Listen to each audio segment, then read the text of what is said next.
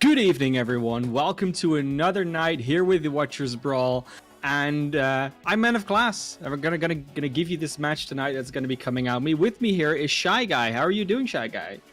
I am doing absolutely incredible, especially when you think about what we have in store here tonight.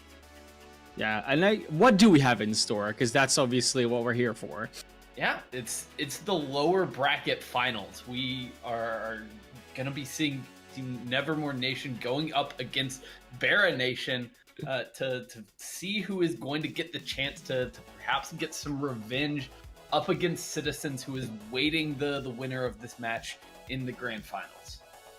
Yeah, definitely two teams facing off against each other. I'm very much looking forward to it. I've been stuck in parkour maps all day, so I'm ready to vent a little bit about some plays that people are making. But you know, before we actually get into the action, we actually have one of those players here. It's going to be Essel from Nevermore. How are you doing tonight, Essel? I'm doing great. Thanks for asking. Looking forward to this match a lot. Yeah, that's good to hear. Obviously, you are the projectile DPS for your team. Do you feel that you've kind of been able to get a little bit out of that break jail that might have been going around lately?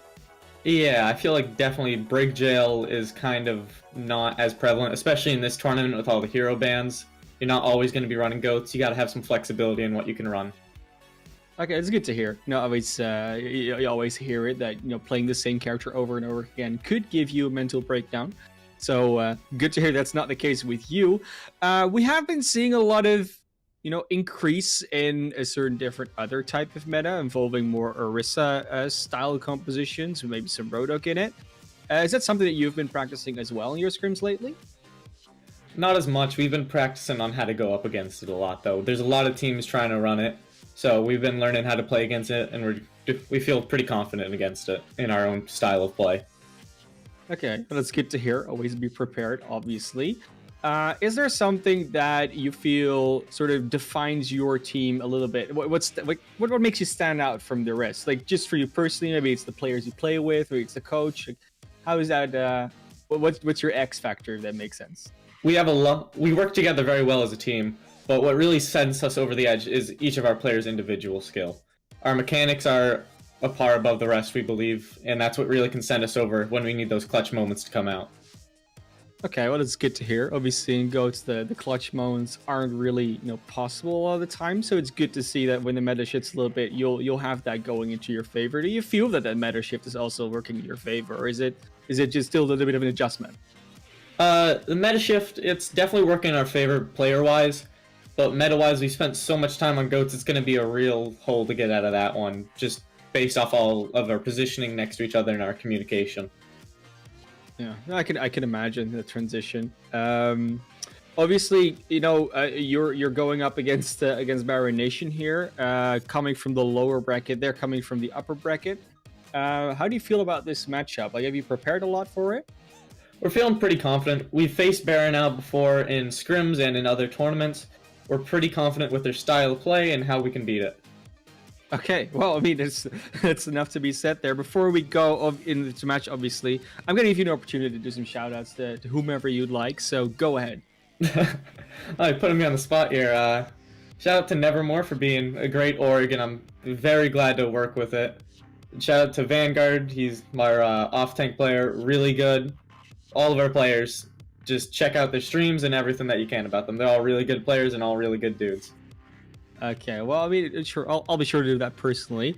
I'm gonna send you off. Go talk to your team. Get ready for the pre-match comms. And thanks for talking to us. No problem. Anytime. I'll see you. See you, man.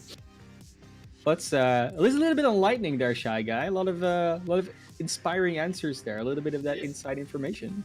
For sure, I really liked what he had to say, almost about kind of the inertia of the meta that we've got right now, because we have seen, as you said, kind of a ton of hero changes come in recently, and you know, some more on the horizon with some PTR announcements coming just earlier this week. D.Va finally getting a pretty significant nerf to her defense matrix, but you know, teams are still very much in the mode of running those 3-3 comps. They are still, you know, carrying forward all the momentum they have built up, you know, how all of their strategies and their you know, rotations revolve around how you play Goats right now. And it's going to take some time for teams to really adapt and to break through the just kind of the stagnation, because we have been in this meta for, you know, about a year at this point. Yeah, we've, like you said, we've been in a very long, kind of stagnant meta, if you want to call it that. But that's mostly been at like the highest level. In my time casting in North America here, I've seen a lot of teams sort of not necessarily refusing to run the Goats composition, but being more susceptible to, you know, try something else on a different maps, etc. So it's not necessarily the staggered meta has mostly been in Overwatch League and maybe some high on ladder here and there, and also it's been very European centered because you know, we love tanks here. But yeah, it's nice to see these teams just still wanting to go at it. You know, obviously they've been in the same meta, and then the personality and everything else. Like I said, the Brig Geo has been definitely driving some people crazy, which is why a lot of people I know right now are struggling to find good flex DPSs, because they just, I wouldn't say they don't exist anymore, but it's hard to find them. Right, the skills just haven't necessarily been there at like the highest level. You haven't needed to have someone who can run a Genji on your team in a long time. It hasn't been a necessary component, so maybe those skills a little bit out of practice for some people. You know, if you can retain that flexibility going forward, though, I think it's going to give your team, you know, a lot of opportunities as the meta really starts to open up. But for now, a lot of teams tend to kind of stick with their comfort picks. Yeah, and we're going into Lijiang Gardens here, which is a map we've seen a lot of DPS come out on lately. It's just, I mean, last weekend we had the European Invitational, and there were very few teams still running Goats on this map in particular, and it was played a lot. So it's interesting to me that I see them come out here for both of these teams. Yep, Nevermore, though, going to be running the kind of the Nevermore special, which is Vanguard on this May, trying to control space with those walls, but it is going to be BarahNation getting to the point first. BarahNation dodging those walls a little bit, still gets picked out, but they actually managed to charge Crimson straight away down, so that's a huge numbers advantage here for the side of Nevermore, and Juice Eyes not wanting to let up. Their dudes do kind of have this control about them, not just rushing through them. Chinese food is going to be the last to fall here, and everyone else just getting out. Maybe Nub can get staggered? Doesn't look like it. No, he will escape with his life, but he's the only one on the side of Barah who can get out of there. Vanguard doing exactly what you have to with this May. Cuts the point in half, isolates Crimson away from the rest of the team, secures the easy kill for Nevermore, and they get the early advantage here on Gardens. They get the early advantage, and they choose this approach, which I'm not sure if I like it, especially against that Maeve, but maybe they're able to go through the wall. They have Jakara on the Junkrat now. They can also just spam a lot of nades in there. He's just gonna keep on chucking those in there. When the defenders now, they're trying to do the same thing.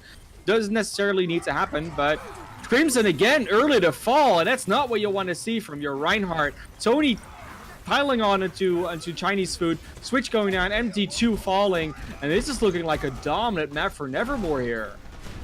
Now, and with the Junkrat from Jachar just kind of hanging back and lobbing grenades in from afar, it means that as soon as the rest of his team pushes through the choke point, it's an easy isolation for Vanguard to throw the wall up behind them, completely cut off that damage. He can't cut through it quickly enough with those nades, so another pretty easy fight win for Nevermore, and they're on the verge of 5 ultimates going into this next one.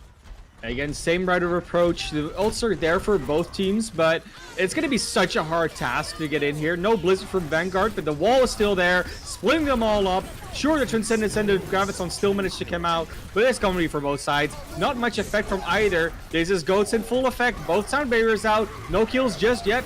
Even with all those ultimates gone, there's going to be the Tire. Shatter hits, and Tire gets taken out. Didn't actually find anything, but Rory actually being taken down here.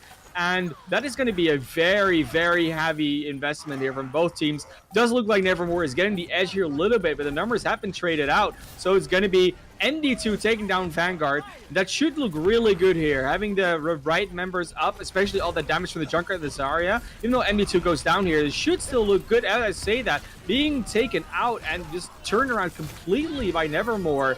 Just had the right numbers staying up, especially at Brigitte being so impactful there. But Chinese food just getting bullied out of the point, and that's going to be the first point going over to Nevermore here in dominant fashion, I would say. Going to be a little bit late here, Shy Guy. Yeah, trying to disconnect here. It'll be fine. We're just going to go to the next point, so that will all be good. I'm back in time. No damage done, really. We're headed over to Control Center now, where Vanguard is gonna be perhaps even more impactful. The point that Jachara looks like he wants to pick up a Mei of his own. It gives you some good opportunities to, if you throw the wall in vertically through a choke point, you can kind of prevent the enemy wall from really getting a lot of value. So that's a reasonable adaptation here from Barah, because they just kind of got wiped on that first point. Yeah, they got very close there in the end there, actually, with all these ultimates coming out, but it just didn't make the correct trades, and then they mostly lost a few healers that they really didn't need to lose because they're 2-2-2 comp. Then they're going to go in, both walls coming out, not actually doing a lot of work for both split up, Nevermore a little bit though, so this is actually going to go into the favor of BarahNation here. Barrier down from Juice Size, he's just trying to swing away, but if there's no barrier, he's going to go down, and that's a very good first fight win here for BarahNation. Nevermore just can't quite retreat quickly enough once that wall comes through to split them off. Isol gets chased down, bashed by his counterpart in Chinese food. So now BarahNation have started things off on the right foot here on Control Center. They're in control right now, and they get to use these choke points, but they opt not to go aggressive with it. They're going to try and split them off with the wall, of course, but they're trying to do good rotation on the side of Nevermore. Blocking out that wall, still getting the split up a little bit, but they'll be fine so far. Rory actually gets frozen up, taken out by Jachara. Very nicely done there. And now we're going to see the Transcendence come out. Reinhardt going down on the side of BarahNation, but the Transcendence out for both sides could really make a change. And ND2 throwing out that Graviton after the Transcendence ends. That should end this fight. But a huge shatter from Juice Eyes. Will it be enough? I don't think he actually gets any value out of that. So that's an ultimate you'd like to have back. Certainly, and the difference in that fight there, Nevermore lost their Zarya. Barah lost their Reinhardt. It turns out to be much better to still have that Graviton Surge than the Earth Shatter. So, BarahNation able to hold on here. Now pushing forward to the choke with this Blizzard. And the Blizzard comes out, actually Switch to the freeze up Juice Size, so the extra freeze on top of it. Tony and Isol also going down, so Switch doing a lot of work on that Zenyatta. MD2 and Jachara just chasing down Vanguard. Will he get the kill on it? That's the question. Doesn't look like it, or will be a Brigitte heal that'll just heal him up, but quick fight there. And Bar's going to be extremely happy with that. They get to fall back now, build up to pretty much guarantee themselves at least 99% before the flip can come through. So they are in the driver's seat right now. Definitely in the driver's seat here, and they have the control, they have the ultimates to work with. Vanguard not even getting the Blizzard out, will get taken down mid-cast. So Juice Eyes, once again, under pressure. Nice grab comes out where there's a support ultimates for BarahNation, so they're in no trouble whatsoever. There's a counter grab. The Shatter's coming out as well. The Trin's coming out. All the ultimates falling, but no heroes falling, actually. Vanguard is back, taking out Switch. Nice pile drive, and it does look like Nevermore is getting a definitive numbers advantage in this fight. MD2 being blown away by Juice Eyes. And yeah, they sold out to 99. That's pretty much all they can do for this one. Certainly, and it was looking a little shaky there for Nevermore. They lose their, a member on the way into the point. Nice pickoff coming from Switch, but Barah just can't quite capitalize on it. The sustainability is there for the attackers who give themselves a chance here on Control Center, but they cannot afford any mistakes at this point. And they will have time to come back in space to easily come in, because Vanguard was going back to spawn and Switch to that Mei is now here, but the wall wasn't as damaging because it wasn't there. Now we have Jakara throwing out the Blizzard, and will someone get frozen? Tony immediately falling as well. Iso giving up his soul too. And now we're going to see the Shatter from Juice Eyes. They will get Jakara as a result, but the Shatter from Crimson is just so much better because they have the numbers advantage. Rory, last one remaining. That's not going to last long. So this is going to be point 2 going over to BarahNation, and that's a series, or a good start of one at least. Exactly. We're now tied up here on Lijiang Tower, so it's all going to come down to Night Market to decide things here. Great adaptation from Barah coming into that round, bringing out the Mei of their own to give themselves an edge on Control Center. But now we head over to Night Market, and are they going to stick with it here? Both teams look like they want to keep running this Mei pick, which is, kind of unusual to see it this much outside of Control Center. We've seen it come out multiple times now, and I feel that maybe if you're a BarahNation, if you think they're going to run the Mei, you might as well run your own Mei, because apparently they were doing better on Control Center with it, so they might just have the dominant Mei. Who knows? That might just be the case, but the mirror matchup going to clash in the courtyard here as the two teams vie for first position. The wall's not really getting a whole lot this time, but it is Nevermore who get to take up the space on the point. Yeah, important that first positioning, because now Crimson has to sort of fly himself in there, and I think he's got taken out by Juice Eyes, pressing himself some morning juice. Very nicely done. Nub's gonna get out, but he's gonna be the only one. Switch. Little consolation kill on Tony, but I don't think you're happy with that when the enemy team caps the point.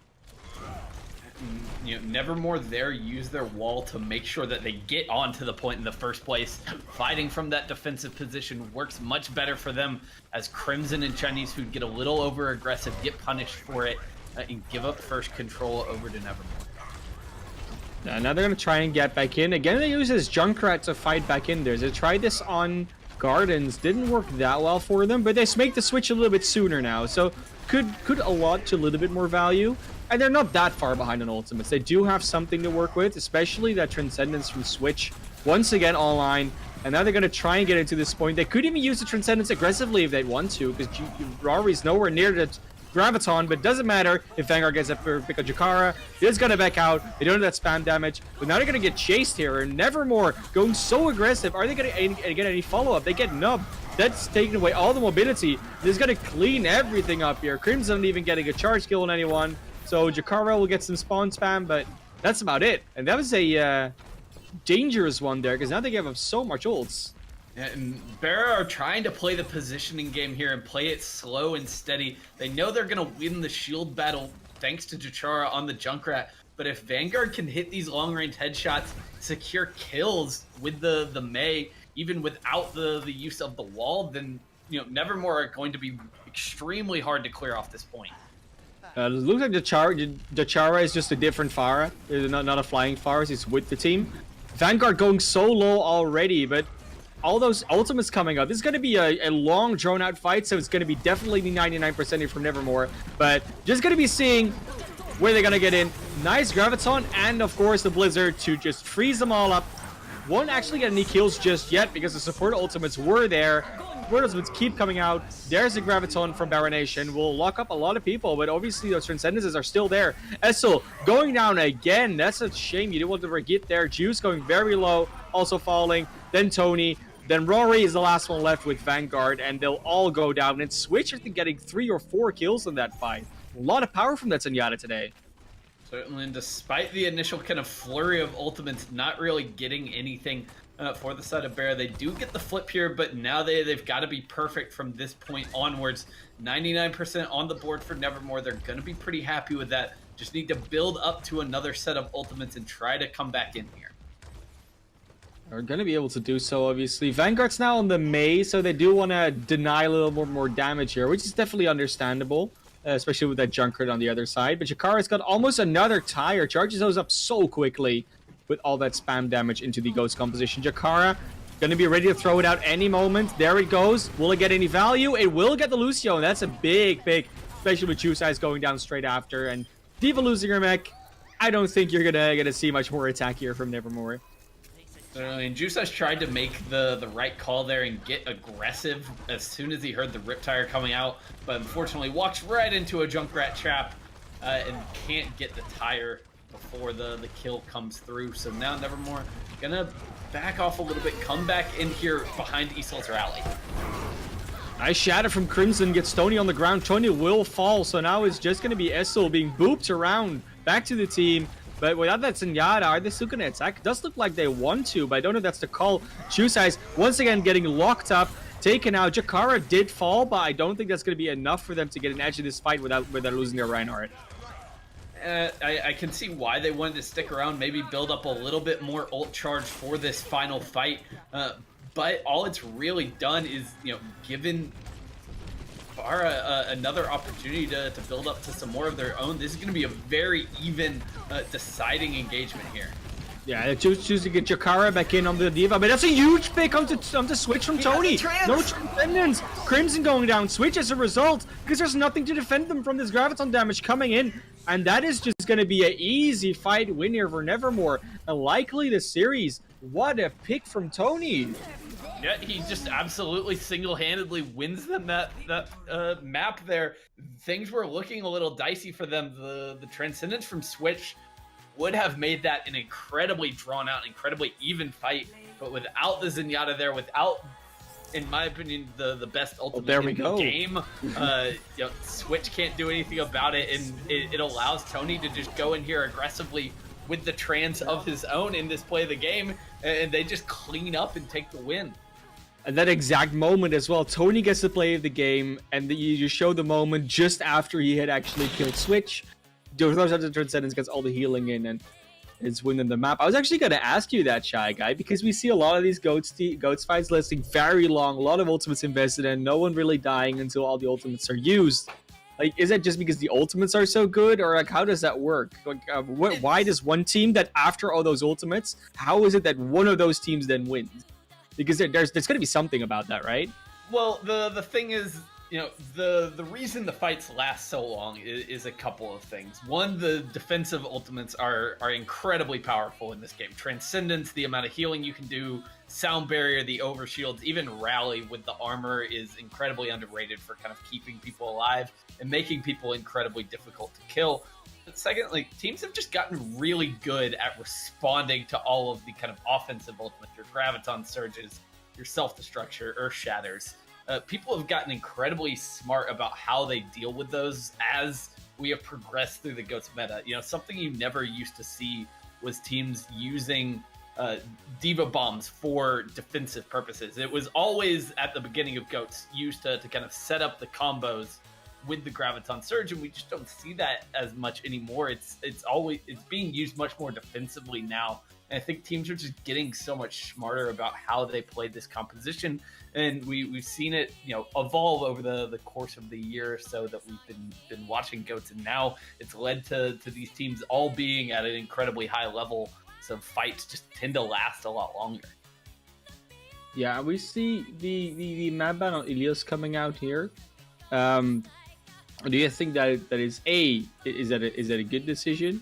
Why did they make the decision? And B, first the question is why, and then B, is it a good idea? That's basically the question I want to ask you.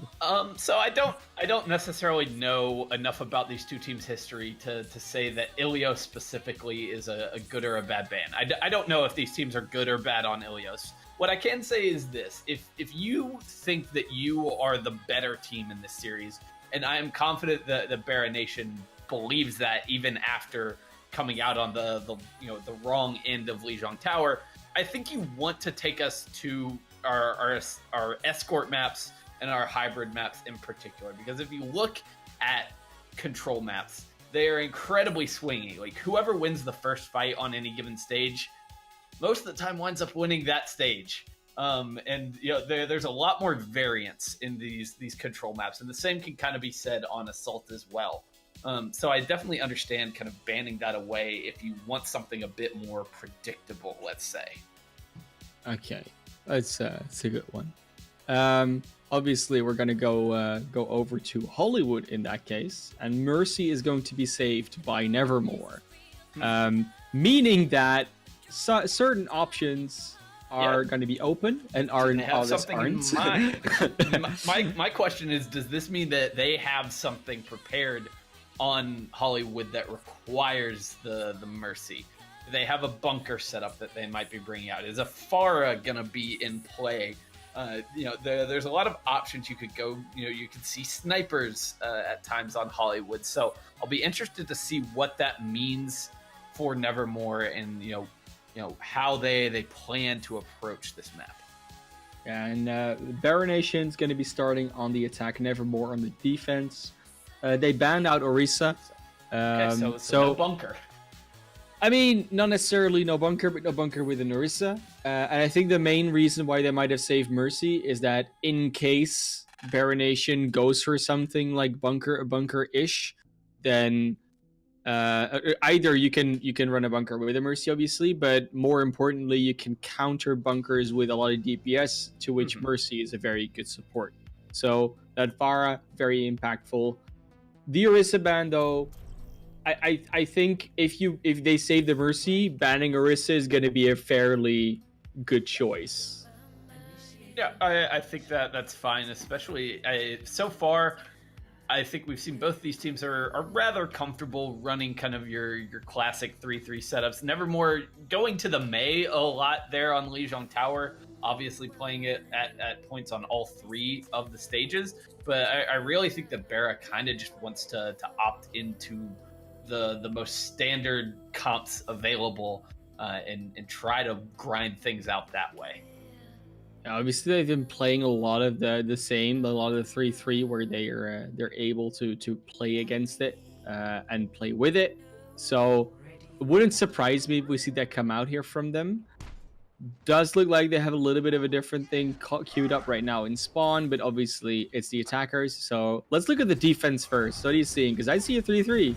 Yeah, it's a standard 3-3, and I'm gonna throw this out there in Nevermore's last match, or in the previous match in the lower bracket up against Skyburn. They were on the verge of getting reverse swept, and they came to Hollywood for a map 5. With their backs kind of against the wall, with the momentum going against them, and they pulled off a full hold here on Hollywood. So this is definitely a map where they are comfortable playing, and where their defense has already proven in this event to be very successful.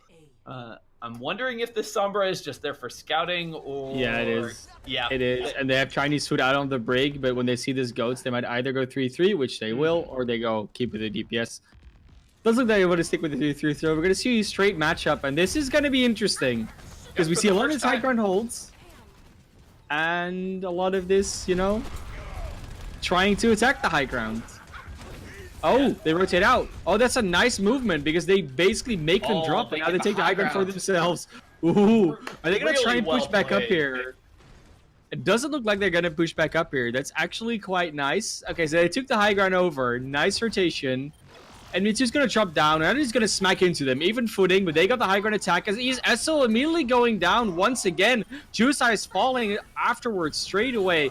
Very good attack here from BarahNation. The target focus when they collapse in onto Nevermore and onto Isel specifically, they delete the Brigitte from the map. It's one of your more vulnerable members in the GOAT's composition. Yes, she has a little bit more health. She has a shield, but there's no burst heal option to save a Brigitte. At least with any other hero, she can throw the armor pack out there and save them, but she does not have the option for herself. So can go down pretty quickly, and that's exactly what happens. Gives Bara the advantage here on Hollywood. Yeah, very nicely done. And now they have the advantage as well in ultimates, because look at that. The few lights are going to be about to come online. The Shatter, the Grab, the Rally, the Transcendence. This is going to be an amazing fight here coming up, and the momentum should be carrying through here for BarahNation. What? Oh, they just go again. Aesol first of all, Shatter on Rory, and just this is going to steam on through here. This is going to be hard to stop from Nevermore for a bit. And they're going to have to turn tail and run. 3 of them do escape with their lives, but the payload just keeps marching along for BarahNation. They're getting an incredible time so far here on Hollywood. They're about almost halfway done with the map as a whole, if you kind of consider the point A as a third of it. So they are in a great position right now with over 4 minutes remaining. I'm gonna be we're seeing this graph probably come out from MD2 pretty soon, but not just yet. MD2 is a nice position here on the high ground. I like that. Throwing in a lot of damage. Once again, Aesol, first of all, that's gonna hurt. It's not nice for him, not having much soul today. Nice eat from Vanguard, though. Turning their play skill around, because now they have a free Transcendence to fight in. Transcendence come out from Switch as well, but he's got a warrior from that Rory graph that might come out pretty soon. But Juice size going down, you might not want to invest anything more in this fight. And once again, even though the graph got eaten, it just keeps steaming on through. I don't think they just gotta get the second checkpoint here. Yep, they're gonna get it for free. There's nothing Nevermore can do about it at this point. Have to back off and regroup for this final point. They will be able to get an early engagement here to stop the cart early on if they can get back in here. They do have Rory's grab and no support ultimates outside of the rally on the other side. Now we're gonna get in here with more ultimates, and Jakara getting the double kill, but Vanguard does get a trade back. I don't think that's gonna be enough though, because they're definitely down in numbers here. Rory in the corner. They try to go, they collapse into Crimson, but he just charges away, and it's gonna be Chinese food taking out the takeout. Okay, this looks like a completely different BarahNation team, one who has warmed up, who is tired of the shenanigans. No more maze on the field for either team, and they're just steamrolling Nevermore right now in the 3-3 matchup. They're gonna go in even further. Tony having to use the Transcendence just to get something done, but MD2 has that graph queued up. There it goes, Transcendence is out, and this is gonna queue them up, lump them up, knock them out. And Vanguard is trying to fly around a little bit. Tony maybe getting some orbs in, but that's just another wipe and a clean sweep here on this map. No defense whatsoever. That was a clinic from BarahNation. Their ultimate rotation is beautiful. They are constantly keeping Nevermore Nation on the back foot here on Hollywood, and they never get the opportunity to fully kind of stabilize on the defense. Their best chance was that fight early on in point C, and the self-destruct from Jachara ends any hopes that Nevermore have of putting together a solid defense. Now 3:45 remaining. That is just an absolutely bonkers time bank for Bara, and Nevermore have a really tall task ahead of them. They need to come out here, they need to finish this map, and they need to do it with at least a fair amount of time in the bank. Yeah, Nevermore not a nation just yet, but I've heard that if they win this one, BarahNation might be giving up their nationhood to them. So that's probably why BarahNation is playing so well all of a sudden. They think like, oh yeah, we want to keep that flag, keep it soaring high. And I'm guessing this is why we saw the Mercy Baby being saved here for Nevermore. You see what they got queued up right now. Certainly, and it's definitely something that makes sense here on the first point. I was wondering if we might see something to this effect. Interesting that right now they're running the 3-2-1 with Tony sticking on the Zenyatta rather than picking up a fourth DPS like we so often see. They might just scout. I mean, you could just scout and then go back to spawn and just switch to 3-3. It's possible. It's possible, but they have to. You have to imagine they know that this is probably what BarahNation are going to be running, although Chinese food not on the Brigida this time, on the... Oh, Jakara! Oh, no. That's not where you want to be when there's snipers on the other side. And there's going to be 2 of them as well. So Rory taking out the mech from Jakara straight away. Nice shots. And now they're just going to roll on in. No Diva to block anything. Crimson Shield's already gone. And now they're just in that cafe sipping some juice, waiting until the enemy comes a little bit closer. And now they're kind of split up because MD and Switch are both stuck in this stairwell right now and about to get collapsed on by the members of Nevermore. Oh, Rory going a little bit overzealous, trying to jump in that stairwell to take on MD2. Juice Eyes eventually finishes the job, but Rory has to get res to do so. Chinese food will try and save some people with that vulnerability field, but it will just be destroyed. Jakara's back in mech though, so they do have a little bit of a chance, especially with Vanguard going down. No res left. And this is going to be Jakara going in very aggressive, but will just zone him out a little bit. Still going down to Switch. Nice orbs from that guy all night long. And this looks like a little bit of a retreat from Nevermore. Certainly, they got the advantage in that fight, but they could never capitalize. They let BarahNation come back up, retake the high ground, and start picking up some kills. But Rory gets a nice headshot there onto Nub. The Lucio out of the fight, gonna make life difficult for Barah, but the Amp Matrix is solid for Chinese food. Such a nice thing, and again, the res comes in early, but Switch going down, and no mercy on the side of BarahNation, so that obviously means this pick's gonna stick, and it looks like they're gonna be under a lot of pressure now. MD2 getting all the way down in that alleyway, will not make it out alive. Jakara losing mech, Trimson going down, Nup also falling. This should be the first point here. Nevermore finally get that attack going. They need to keep it going, and they need to do that pretty smoothly here through the street phase. They need to get these snipers up on the high ground, make it difficult for BarahNation to come back in here, recontest, regain control of the cart. But nope, it's just going to be an all-out swap over to Goats for Nevermore now. So they are incredibly behind if we're looking at it from kind of the pace they need to set. Yeah, I mean, they are going to be behind, but their ults will sustain a little bit better, and their fight pace will be a little bit higher. They're going to lose this first fight, though. That's almost a guarantee. The Graph comes out straight away, and they're going to have to throw Infested Transcendence here, which they might not have needed to, because they're going to lose this fight anyways. MD2 taking out Rory already. Is going to be Juice Eyes falling once again, but at least he still gets out with his life, so that's at least some win there for them. And they trade the trans for the trans there, so it's not too bad, especially when the rest of your ult economy just got completely reset. So that's fine for Nevermore, but they're still gonna be at a disadvantage as they try to push back in here. The Earth Shatter for Crimson, Jakara with a bomb, and more tools on the way for BarahNation. More tools definitely on the way, with Crimson throwing out the Shatter again, and Rory first to fall. It's Math Pro also falling. I don't think they're going to get much success out of this attack, but Juice Eyes does get a pick back on Crimson. So Crimson coming back slowly might take a little bit of an advantage for them in the next fight. Yeah, but they chased down Juice Eyes, so that late kill on the Crimson might not wind up meaning much, especially with Vanguard falling super late. He's going to have plenty of time to get back into the fight, rejoin his team. But I want to talk Nub in that last fight. Sneaky Lucio hiding around the corner, gets the boop on the Juice Eyes, launches him out of the way for Crimson to hit that Shatter to start things off. Yeah, we were told that we're going to use an individual plays from Nevermore, but BarahNation showing the same thing. Reiner's going to be swinging into each other once again, but it's going to be Juice Eyes with the Shatter, although Crimson's always got it up, so they got to be quick with his ultimates. And there's the Shatter from Juice Eyes, and it's huge! Oh my god, I've never seen such a huge Shatter in my life. Actually, I have, but that's not the problem. You're going to see Transcendence come out here with a nice follow-up of the self-destruct. Doesn't get much, but Juice Eyes first of all once again. Rory following. Chinese food not letting up and taking out the chopsticks.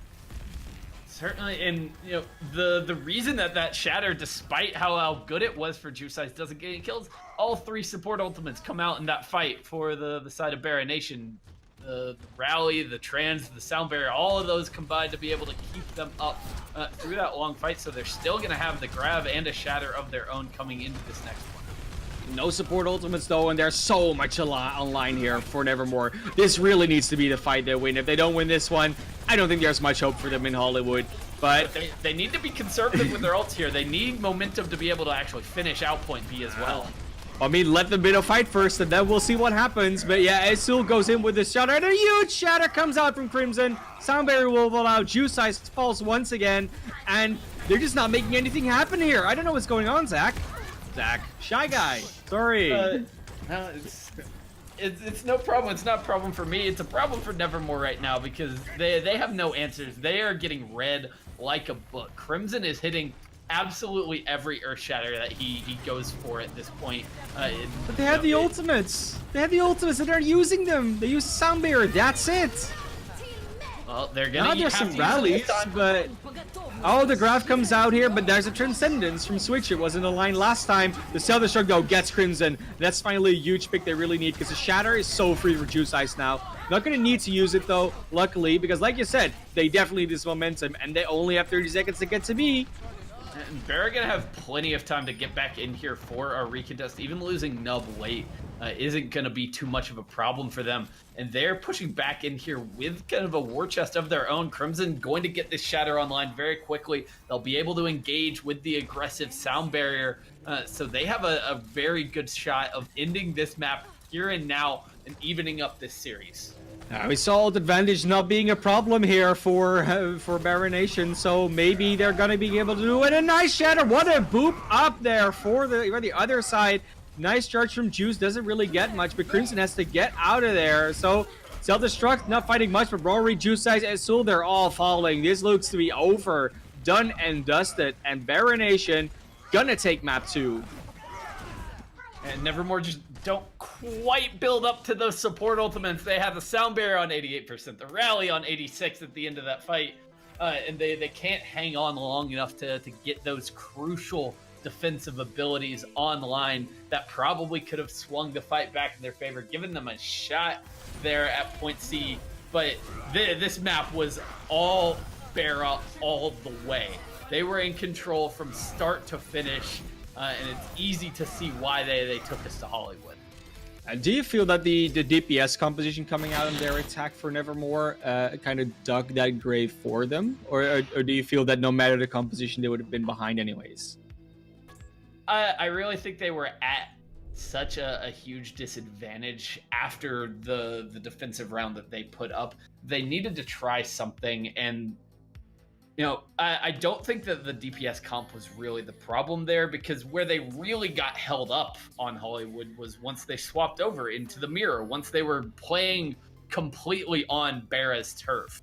They really started to struggle to win fights. They weren't, they were holding on to those ultimates for such a long time. It was because Barah was taking the initiative with their ultimates and, just making Nevermore uncomfortable the entire way through. Yeah, definitely a dominant showing from Barah there, but we're gonna now obviously see another map banned, which is gonna be Hanamura. Not sure if that is the map they wanted to ban. I mean, obviously their choice, but so they wanted to, but there might be some other maps in the pool that they could have banned. What do you think? I don't know. It's very, very hard to say without knowing what the kind of conversations are for these teams. It might be a situation. Well, we're still going to wind up getting an assault map. So if that was their intention, it doesn't really work out here, as Nevermore are going to take us to Anubis. It's a very different map from Hanamura, though. So what is it? What's the difference between Hanamura and Anubis? Like in not just necessarily meta, but why would BarahNation rather play on Anubis than on for instance, on Hanamura? I think Anubis, at least in my mind, the second point comes down to that kind of goat's mirror, which has been up Barah's alley the entire time. You don't see a ton of variety when it comes to the point B of Anubis, whereas Hanamura, I think there's a little bit, more options for teams to run, and it probably just comes down to a comfort thing. People always are going to have preferences on these maps. I, for one, definitely prefer Anubis to Hanamura, one of my least favorite maps in the game. So I'm excited to see us go to Anubis, because the first point in my mind has always been one of the more interesting in all of Overwatch. There's so much variety that we see on play. Yeah, I've seen a lot of Anubis last weekend, so I could definitely tell you that I might have been able to see some Hanamura. I would have been fine with that. But then again, I mean, they're both maps that have been Overwatch since the beginning, so we're very familiar with both of them. But what I'm mostly interested in is if with the heroes it ban and saves, if we're going to see anything that sort of resembles bunker comps or something like that coming out. Obviously it's not going to be exactly a bunker. You usually see that Widowmaker on the high ground behind it, and maybe in the front lane get a Flower or a Junkrat or something like that. So it doesn't necessarily have to be an as entrenched bunker with L6 there, but could be something. D.Va is being saved at least, so there's definitely still the opportunity here to see something like a bunker, but it will all depend on Nevermore's ban, because BarahNation is going to start with the defense here. And with a D.Va, they could very well have that Orisa D.Va combo and then just throw some DPS in there, some supports, and you're done. Because that's just season one Overwatch League meta. Okay, and I like the D.Va save there from Barah, because if you do see a bunker on the other side, the D.Va is one of your best answers. You can eat up a lot of that damage, but the Lucio ban. I mean, this changes everything about this what you can run. Yeah, because honestly, when they set up a bunker, if they're gonna, you kind of have two options. You still run it with goats, but if you don't have that Lucio, you're gonna take 20% more damage, because 20% speed boost is gonna not be there. That's actually very interesting. I mean, in my mind, Lucio is like the single most impactful ban that you can have. It's either that or a D.Va pick in terms of what just fundamentally changes what you can do as a team in Overwatch, because the speed boost, without it, you lose so many options to engage decisively if you're playing low mobility comps like goats. Yeah, but I do feel that goats is basically the only comp that really suffers from the Lucio ban. I think in a lot of other compositions you could substitute it out. You could just play a little more static, and goats just doesn't do that. So I do feel that it's mostly impactful with goats. With dive and other compositions, it's not that big of a deal. But again, that's my opinion. We are going to see both teams being ready here. BarahNation starting again on that defense against Nevermore. No Lucio this time around, but we'll see what happens. Like I said, I'm definitely expecting some sort of spam/bunker composition coming out now that the Lucio is being banned. So Nevermore obviously not being able to do that. You can't really set up a defensive bunker if you're attacking.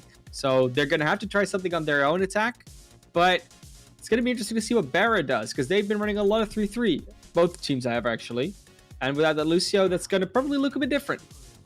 But I got to say, after watching Hollywood, after watching our last map, I like the decision from Nevermore to really shake things up here by banning out the Lucio. It really changes the dynamic of this series as a whole if Barah can't continue running the 3-3 that they looked so dominant on. Yeah, I do want to point out though that the D.Va save is still going to be very impactful, because no matter what DPS or whatever is coming out from them, from Nevermore or from Barah from that matter, D.Va can just eat up a lot. And whether it's grabs or just Junkrat grenades, you're always going to be happy to have the defense matrix in your face. So does look like they're going to set up with something of a 3-3, but with the Lucio just throwing out the Baptiste, and I've not seen this before. So no Brigitte, because they feel like they just don't need it, which is fair. I mean, if you're expecting DPS to come out, Brigitte really doesn't do much if they stay at range.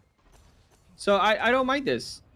Yeah, so in my mind, if you are Barah right now, you have kind of two options of how you want to play this. As soon as you see this DPS lineup coming out for Nevermore, in my mind, the best thing you can do is literally just back up into the corner right next to the point. Use that immortality field. Use your insane healing, your shields, your damage mitigation to just prevent the enemies from taking position on the point. Because you're not going to have an easy way to kind of hunt down kills. The MD2 on a little bit of a different position than the rest of the team. They're going to be on the high ground. Juice size taking the point a little bit. Crimson's going to be down on it. This is where the fight's going to start. And Crimson out in the middle of nowhere. Going to be peppered with some rockets, but not taking that much damage because of the good healing and shielding. Rory, though, taking on MD2. That's a first very nice pick for them. So it's going to be so hard to come back in here for the side of BarahNation. They're just looking to try and do so, but they really don't have much to work with because they don't have that much range. Crimson trying to do something with a charge. Doesn't get any kills from it. Jakara out of mech. This is just a cleanup. It's just done. Certainly, and the mistake there from the side of Barah is that they don't stick together. They split up. Despite the composition that they're running, you know, being designed to stick together and pump out insane amounts of healing, they split up, part because of some boots, and now they're at a bad nice shot. Rory really taking down Switch, but we have a bunker on the defense. Nice kill here straight away from Rory, on Rory. MD2 does fall for that though. Rory just getting res back up. Crimson falling. This is going to be a snowball if I've ever seen one. He's gonna try for Switch to come back in here, but it will not make it because Rory is on point with those Widow shots. Jakara touching, so does MD2. But the damage is so overwhelming. Chinese Food gets 2 kills with the Doomfist. Will it be enough? Does look like the stall will actually come back in. Nub and Switch back on the Moira and the Tracer respectively. And the damage is lacking a little bit now that they lost a few members. Defense, are they going to be able to hold on here? Does look like they're still going to keep bringing members back in. And they might just be able to hold on here. And Juice, oh, this fight is going on for a long time, but it does look like the defense is stabilizing with 98% here. Oh, they hang on by the hair on their chinny chins. It's not quite over, but Jachara ends it with an exclamation point. The self-destruct picks up 2. That's going to signal the retreat here for Nevermore. And I would imagine that they make some swaps here, but it looks like they want to stick with this DPS at least for now. I don't know if that's what they should be doing, but it's what they're going to be doing. Crimson takedown, it's Math Pro straight away. Nice halt hook combo. Rory has the infra sights out, but if you can't shoot them, doesn't really matter much. Chinese Food going down inside the enemy spawn almost. Doesn't really matter. He'll be back up soon enough. And yeah, it's going to be waiting for the next fight. But we have this bunker composition with a wrecking ball next to it. What's that about? It's really interesting. It provides another opportunity to knock people up into the air, to give MD opportunities for good hooks. But now Nevermore making the swap over to the 3-3, and Barah going to be doing the same. So is Barah. But this is just what's going to keep happening if you have this defensive spawn advantage. You just walk back into spawn, switch off. They're going to keep Nub on the Ana because obviously they don't have the Lucio possibility here. But immediately all the shields coming out. I think Crimson's already low on his one, so going to try and use the corners to his advantage. Juice Eyes also low shield, gets slept. Switch taken out. Essul once again one of the first to fall, and is going to retreat straight away, not trying to feed over any more ult charge towards the BarahNation. Yeah, but I don't think they're going to be able to avoid it. At least Juice Wise will not be able to. They're going to hunt down the rest of, or at least I mean, as they should. Here. Hungry BarahNation is taking all that ult charge for themselves. Well, now they're right in their comfort we'll have zone. The nano. Yeah, they are, but the ults are still relatively even. It's not that big of a difference. MD2's a little bit ahead in the graph charge. We see Jakara being a little bit over there. I mean, it's obviously ahead of Vanguard now. They switched over to the Mei, but it's not the worst thing in the world. Mei on attack, though. Everyone still thinks of her as a defensive hero, but she's not necessarily, right? No, you can still get a lot of value out of these walls mid-fight. If you can cut the enemy team in half, you can punish people for getting a little too aggressive quite easily here. So that's going to be Vanguard's mission. And Barah have to respect that. They can't push kind of through this choke point. They have to sit back. Yeah, they're not going to sit back after all because both nanos are going to come out in their Reinhardts. That's a lot of charged up German power. MD2 will have the graph ready, but will it come out? It doesn't look like it just yet, but it doesn't need to. The Shatter from Crimson once again, but a nice stun there from Cecil. Actually blocking out most of the follow-up. Rory will go down, and now Tony gets taken out. This is what they were waiting for. The Shatter was nice. The block of the Shatter was nice, but now it's just going to be the cleanup from Crimson. Unfortunately for Isel, he only blocked that Shatter for himself. The rest of his teammates lying on their backs, and no matter what it lots a little bit of follow-up. It kept them alive for a second, but it's not able to save them at the end of the day there. As Barah hold on strong, they push in. They do have to use their Transcendence to do that. So now an opportunity for Nevermore to push back in here with potentially all 6 ultimates. Yeah, and they do have the Blizzard coming out. The Nano is also a little bit ahead for them, although Nup will probably just get it in a few seconds with all the healing coming out. So Aesol already using the Rally, also being used on the defense here, but the Nano's already there on Juice, just smacking in there, hard to kill, and then Wall is nice to split them up.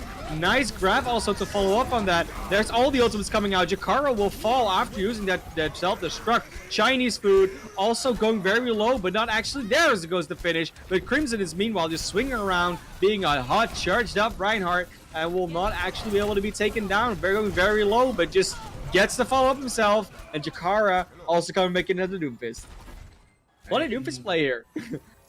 Yeah, it works well when you need to get back to the point quickly, or is he actually going to stick on this? It looks like he's going back to D.Va. Makes sense there. But in that last fight, a couple of huge plays coming through.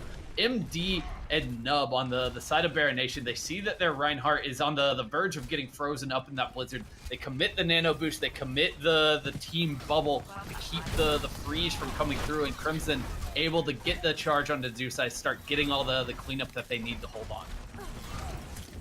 Yeah, they're gonna try and get in here, obviously, but Jakara, nice boop off the high ground straight away. Juice Eyes will be split up from the team. Obviously, have to try and get out, but Crimson gets a free shatter. We'll just get them down on the ground. No follow-up because he was the only one actually being able to do so, but it's now Nano boosted, trying to go forward again, but a lot of walls just splitting up everything, although Juice Eyes will fall on the side, so this is, again, going to be a failed attack here for Nevermore, and they just have to run for the hills.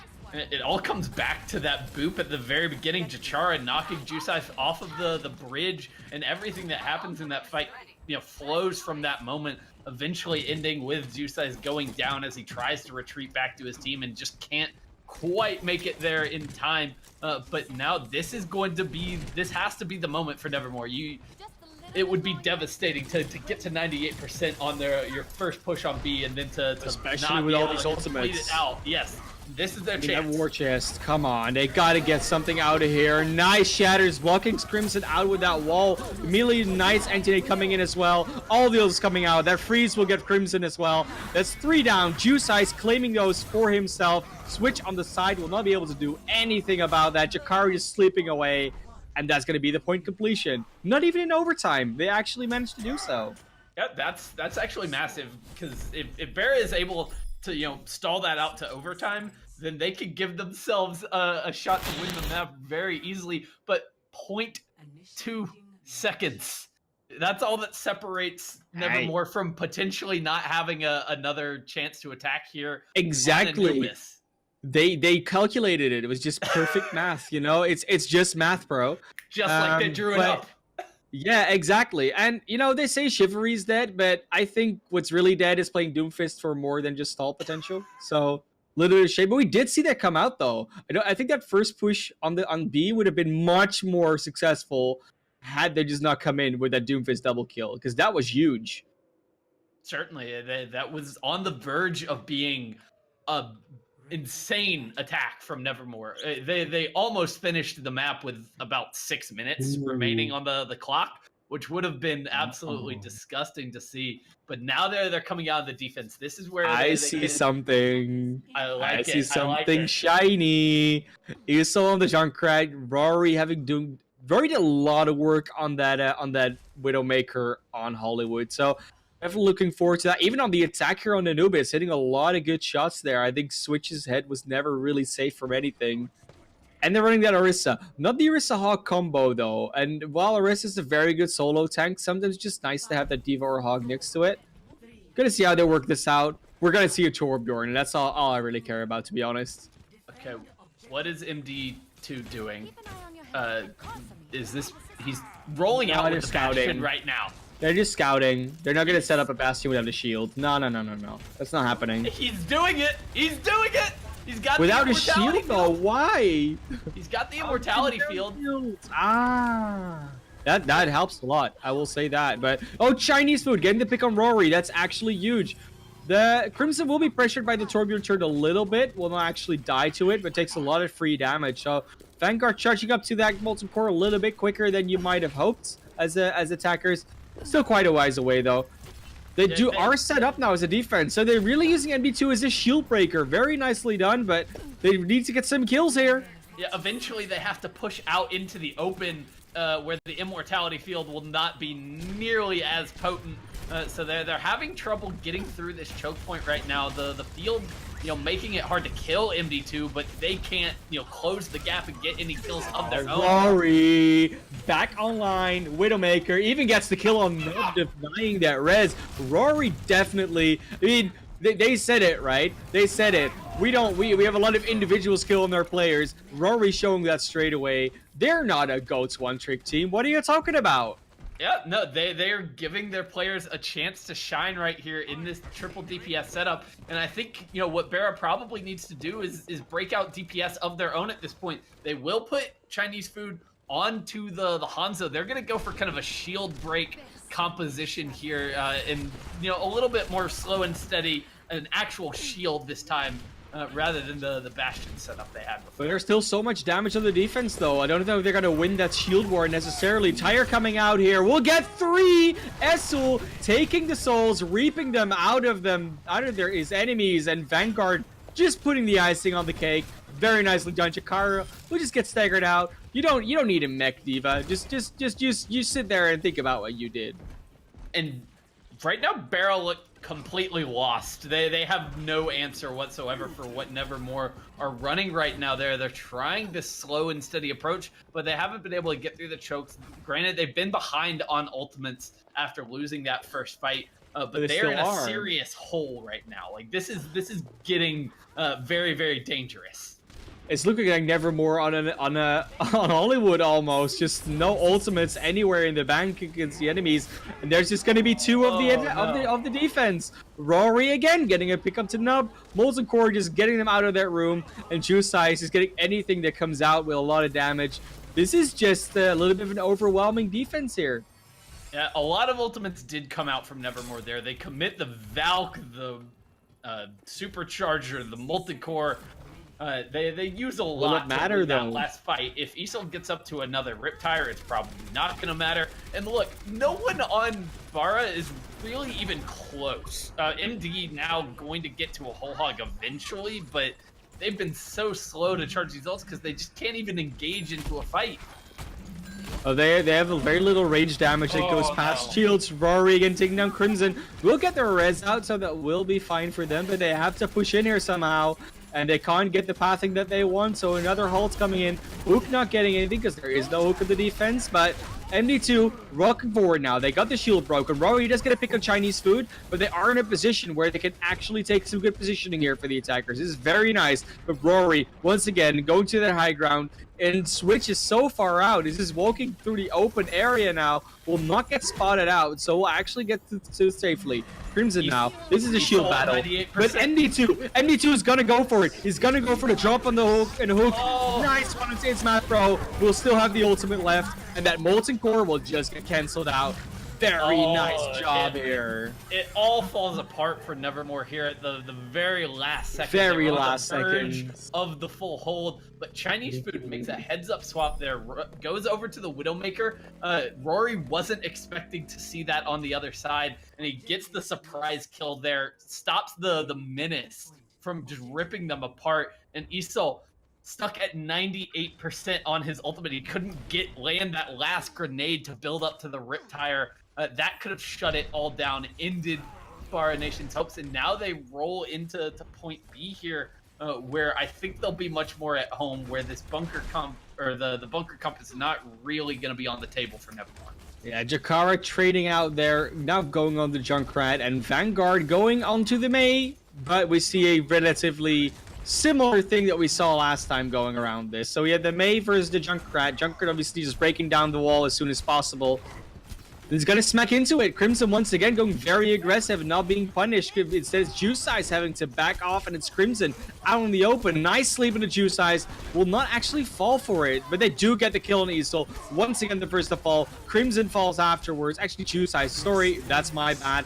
But Transcendence does come out here for the attackers, actually. Switch just keeping everyone healthy. No stagger kills here actually coming in for the defense, so they'll now have to try and get it back in here. Juice Eyes, nanoed on the Wrecking Ball, is going to be able to stay alive for a little bit longer than you might want to as the attackers, because that's going to buy a lot of time here, and the attackers are not going to be able to clean him up, so defense actually able to come in here with quite a nice few numbers. The main Doomfist queued up to get back into that point. Rory not getting anything, and Jakar actually gets a 2-pick on the Tracer and the Doomfist at the same time. That's actually going to be huge. Vanguard is on the point as the May wall out is now in the block. So a little bit of time there still left, and it doesn't look like the defenders are going to be coming back in with anything. Juice Eyes getting slept just before he touches. Juice Eyes barely went down in that first fight. He was on the verge of making it back to spawn, at which point he gets his HP back immediately. He can re-enter the fight, but MD2 manages to track down the Wrecking Ball, eliminates a ton of the stall potential for Nevermore there. And with that, BarahNation are able to crack through on point A after all hope looked lost on point A, after they were looking completely flummoxed by what Nevermore was running.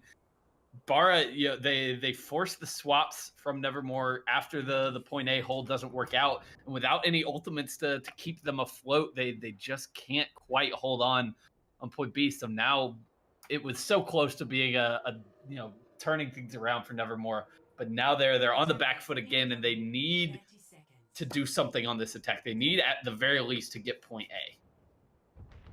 Yeah, I know what you need and what you get, not always the same thing, but they're going to go in here with this DPS competition once again, probably running into a bunker defense, which is sort of to be expected, right? It's if they were just overrun in their first defense as BarahNation, so I'm guessing they're going to be expecting more DPS to come out, and it looks like it's going to be that case. So Nevermore going on the attack with the triple DPS, so not the quad. Yeah, for BarahNation, you made some changes here, but you still don't have really anything to answer Rory or to put pressure onto Isol's Farah. So I'm wondering, how this is going to look for them on the defense. They need Chinese food to be in and around harassing, getting these hacks off to make things difficult for Nevermore. Both Chinese food and Jakar are gonna have to do a lot with their mobility and their range, a little bit of their range damage. MD2 going very low, already soaking up so much damage. Juice Eyes similarly, but will not go down forward. There's Crimson falling. That's a huge pick if Nup cannot get that res up. We'll be able to do so though. So Juice Eyes also gonna be resed up, gonna be in even numbers, but the positioning has been taken here for the attackers. Isol getting hooked out of the sky though, and Tony being taken down by Chinese food. This is gonna be opening up a lot for the defense, and they're getting the picks. They're following everything up. It's all falling apart for Nevermore. They're not going to get anything more, but they did get a little bit over a tick here, so definitely not going to get up to a draw here. There is life for Nevermore here. They got the tick, and with how good their point A defense was the first time around, this is still very much in play, but they really wanted to get some more out of that. Very well played by the side of Barah to just kind of slowly back off, give up a little bit of ground, but all it really took was kind of one good hook from MD or one good hack from Chinese food, and the House of Cards kind of comes toppling down there for Nevermore. Yeah, Sombra very impactful against that Wrecking Ball in the attack, if you want to run that, and they obviously did. So nice anticipation maybe coming out. It was interesting to see 3 tanks on the defense though. We haven't really seen that around the bunker, so yeah, that is a little bit of a change up, but we're gonna see more bunker on the defense, and again they're gonna do that same defense with 3 DPS instead of 3 tanks. So interesting. Let's see if it's gonna. I don't know if it's gonna get the same results, but it looked so good last time around that if it doesn't, I'm gonna be slightly surprised, to be honest. Certainly, and now at the very least, Barah know what's coming. They know what to expect. They know how they broke through last time. But they are going to be going back to a similar composition here, running this Orisa Hog, set up once again here. They need just over a tick to take Anubis, and they've got a little over 3 minutes to do it. So definitely very doable, but they've got to perform a little bit better than they did last time. And they've already lost Switch on the entry. The res is there. It does come out. It does come out. But they will not have that res for a little bit, and the healing is not that high, so they have to wait a little bit to get all healed up. Now, they have some time to work with, but the only ult they're charging is Nub's Valkyrie, which can be impactful, but Rory is meanwhile just charging up. Easel's charging up. This is going well for defense. Hook. Nice halt hook combo! They take down Vanguard, and there's no res because they already used it. Oh no, actually they didn't, because it's a defense. I'm sorry about that. But Switch going very low. Ooh, MD2 on the flank. Gets its math, bro! Nice flanking out there. Oh, that's so nice to do. MD2 just taking every matter into his own hands. You don't need anything if you long as you have a flanking hog. Takes down the third, and that's just going to be it. That's going to be attack done. There's going to cap everything they need here. Vanguard not going to be able to even make it. So, MD2, all you need is the flank hog. It brings me back to the early days of Overwatch when no one saw it coming, and I guess we just haven't seen it in a while. It's true. It's not something teams are really kind of prone to look out for, because it's not something they've had to worry about in such a long time at this point. It's kind of a foreign concept to be seeing a hog on in an attack round or in a situation like that. But it works wonders there for Barah. It completely tears down that defensive setup from Nevermore, the one that gave them so much trouble the first time around. And it puts BarahNation up 2-1 in this series, on the verge of punching their ticket to the grand finals. And BarahNation showing up very much. Obviously, Lijiang was a bit of a close match, but the maps have not been looking as close as Lijiang. It's been very much in the favor of BarahNation here. So well, let's not forget how close that was to a full hold. Like, yeah, maybe, but I mean, if you have MD2 just walk up there, you got to really wonder what's happening with Nevermore's comms right now, because either no one saw that or they're a little bit of a disarray, and I'm guessing it's going to be the second. They are a little bit shook up right now because they might not have seen this coming, but I mean, it's BarahNation. They came out of the upper bracket and gave Citizens a good run for their money, so very much you should expect something like this coming in. Certainly. I mean, and if you look at the way the rest of this tournament has gone so far, you would have gone into this match giving Barah the edge over Nevermore here, just from their kind of shared results. I mean, I believe Barah got a 3-0 over Skyburn, whereas it took 5 maps for Nevermore to get the win over that team. Barah took a map off of Citizens, who are now waiting in the grand finals. Nevermore got 3-0'd by that same team. So the results kind of tell the story that Barah should be the favorites here, but Nevermore were on the verge there on Anubis of pulling off the insane first point hold, completely blanking Barah. And if that had happened, the narrative here would be completely different. It would be Barah on the verge of being eliminated from this tournament in an upset. Yeah, it's just a 2-1. It's not over by any means. They still can pick it back to the other one. Vanguard picks the map for Nevermore, which is going to be Oasis. Dorado is banned out, so we won't be seeing that come out. But yeah, I mean, they want a control map, so why not go back to one? It makes a lot of sense here for Nevermore. It definitely does here. It should be a kind of comfort pick, and on Anubis there, we got to see them run those DPS comps, and we saw it on Hollywood as well. So the Wrecking Ball and these DPS setups are something they're definitely comfortable with, and Oasis gives you that option on certain stages. It's not, I don't think you're necessarily going to see that on the university, but you could easily see it on, City Center and Garden. So Nevermore has options to work with here, but we'll see how those options are going to be constrained by the save ban. Barah, once again, going to stick with the Diva. They think that's kind of their most instrumental hero. I can understand that. Well, once again, right? If you would ban out the Lucio, which they are doing, once again, a very viable option normally would be to go to a bunker. But as we know, Bunker isn't as strong on control, where mobility is a little bit more favored. So this is going to be a very different style than we saw coming out on Anubis. Like, the bunkers are going to be as interesting to run here.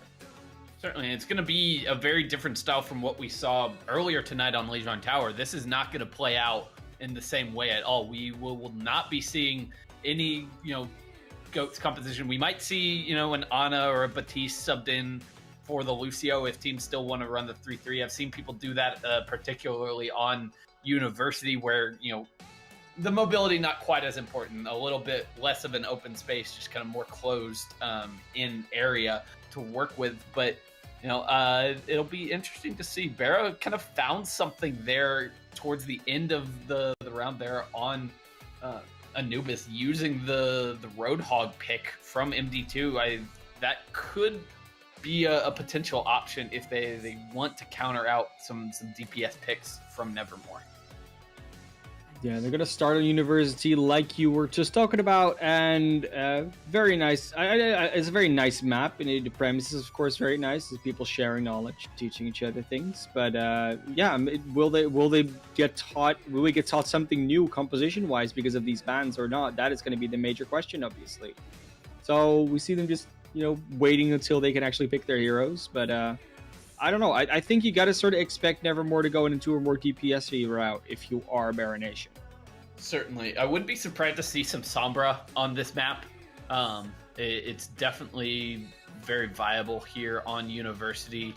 Could come out. We haven't really seen much of that from either of these teams so far, so maybe it's not necessarily something in their wheelhouse. But it looks like, we might be seeing Jachara on the Mei once again. It's a very good point for Mei if you can run it.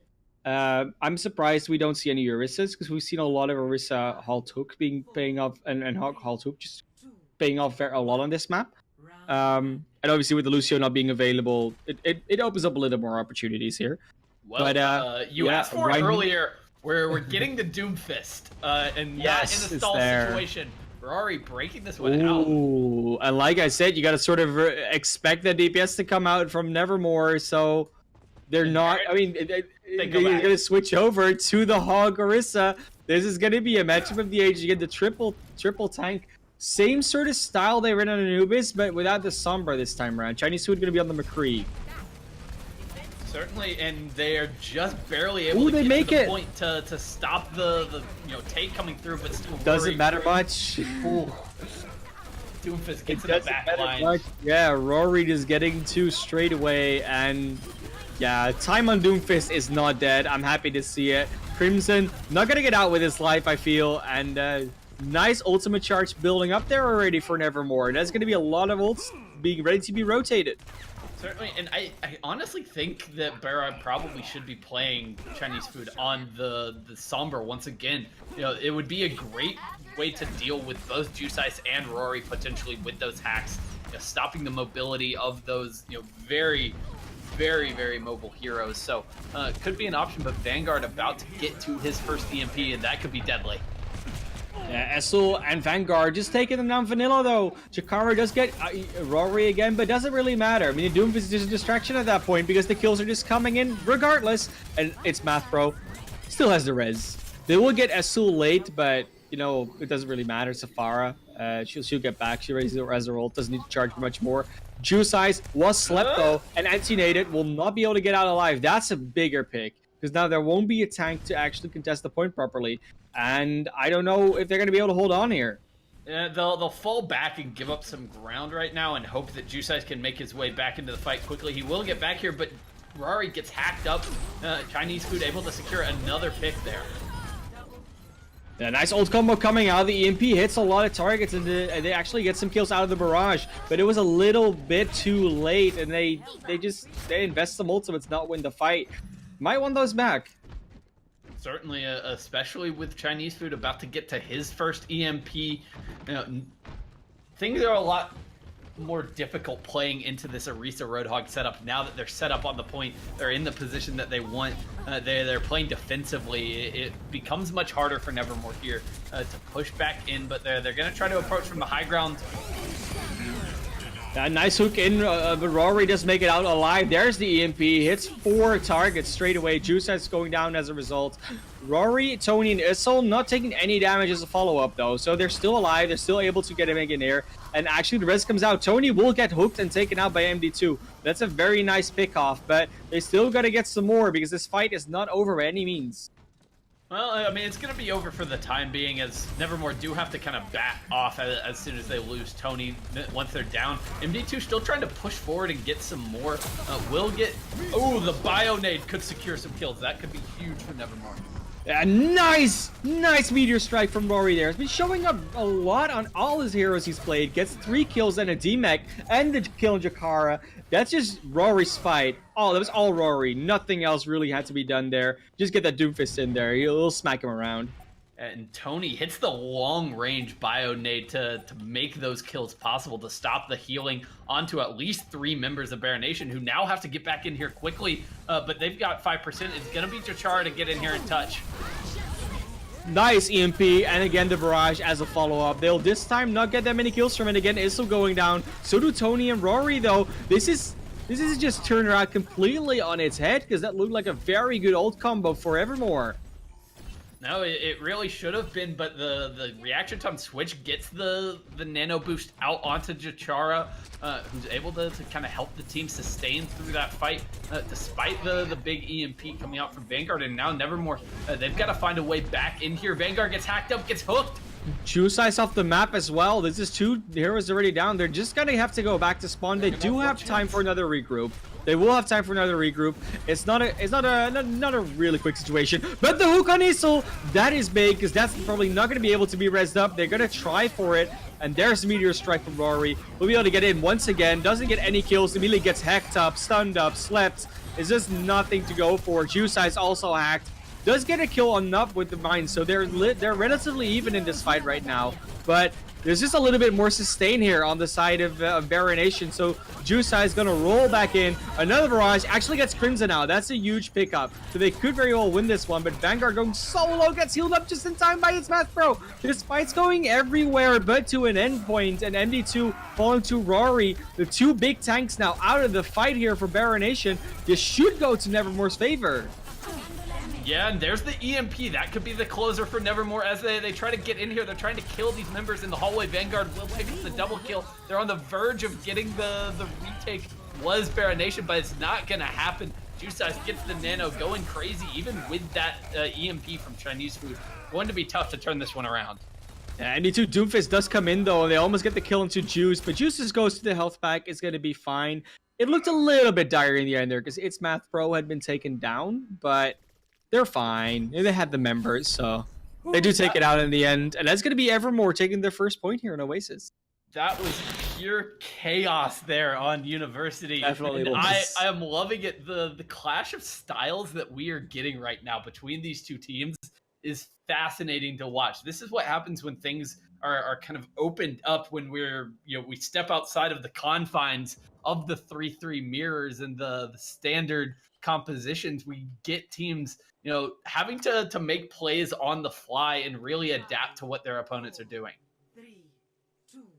And we're going to go over to Gardens here, which is going to be another good Pharah map. So, as actually a better Pharah map at the University even. So, you would think that BarahNation might expect this coming out, and they do, because they do immediately start out with this triple tank Sombra composition they've been showing.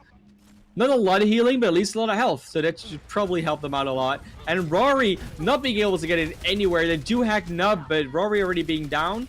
They do get the trade on Chinese food, though. So this is relatively even right here. Not a lot coming out just now. I mean, they're just poking a little bit. It's just...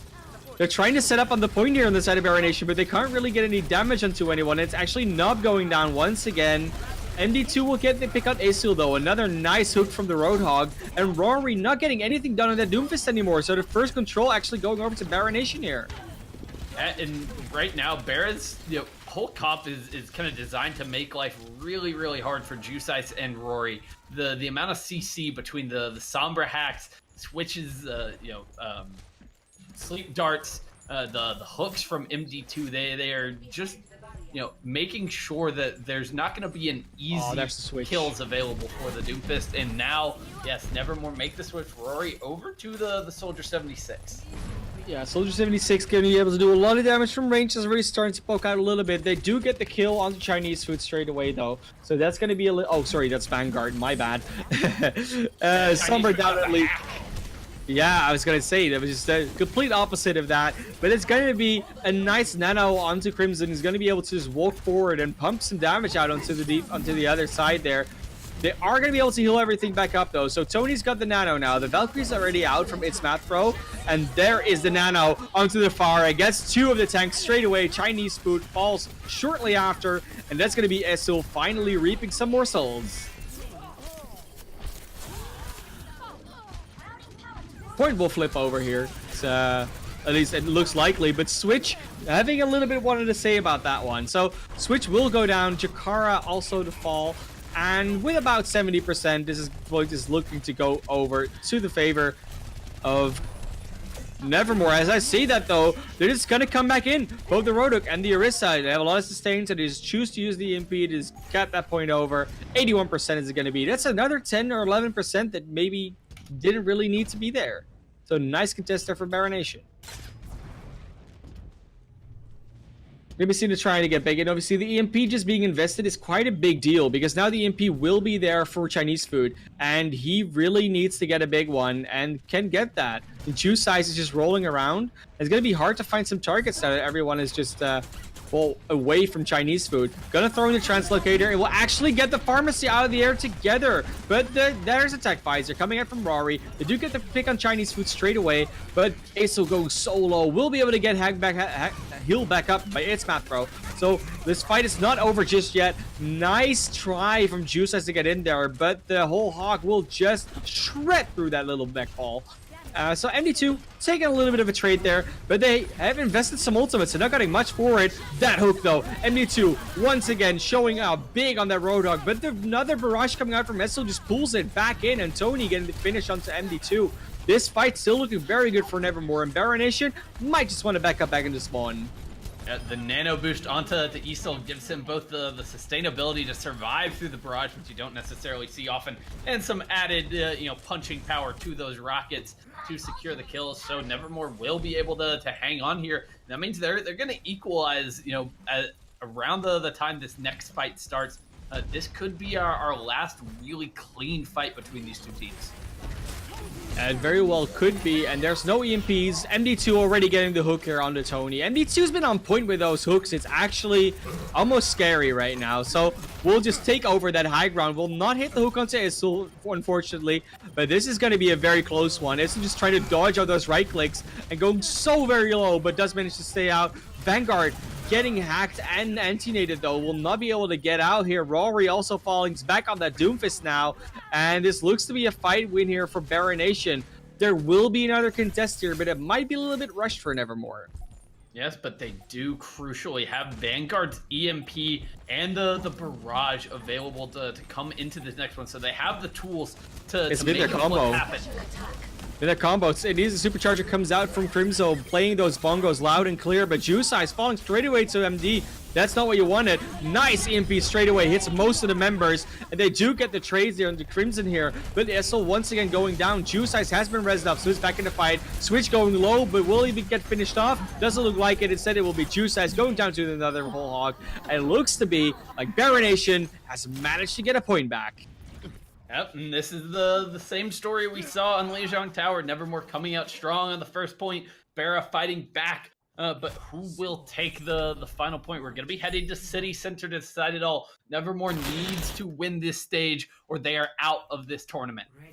Yeah, but of all 3 points, though, I would say this is the most successful point for the DPS comps. There's much more space to work with.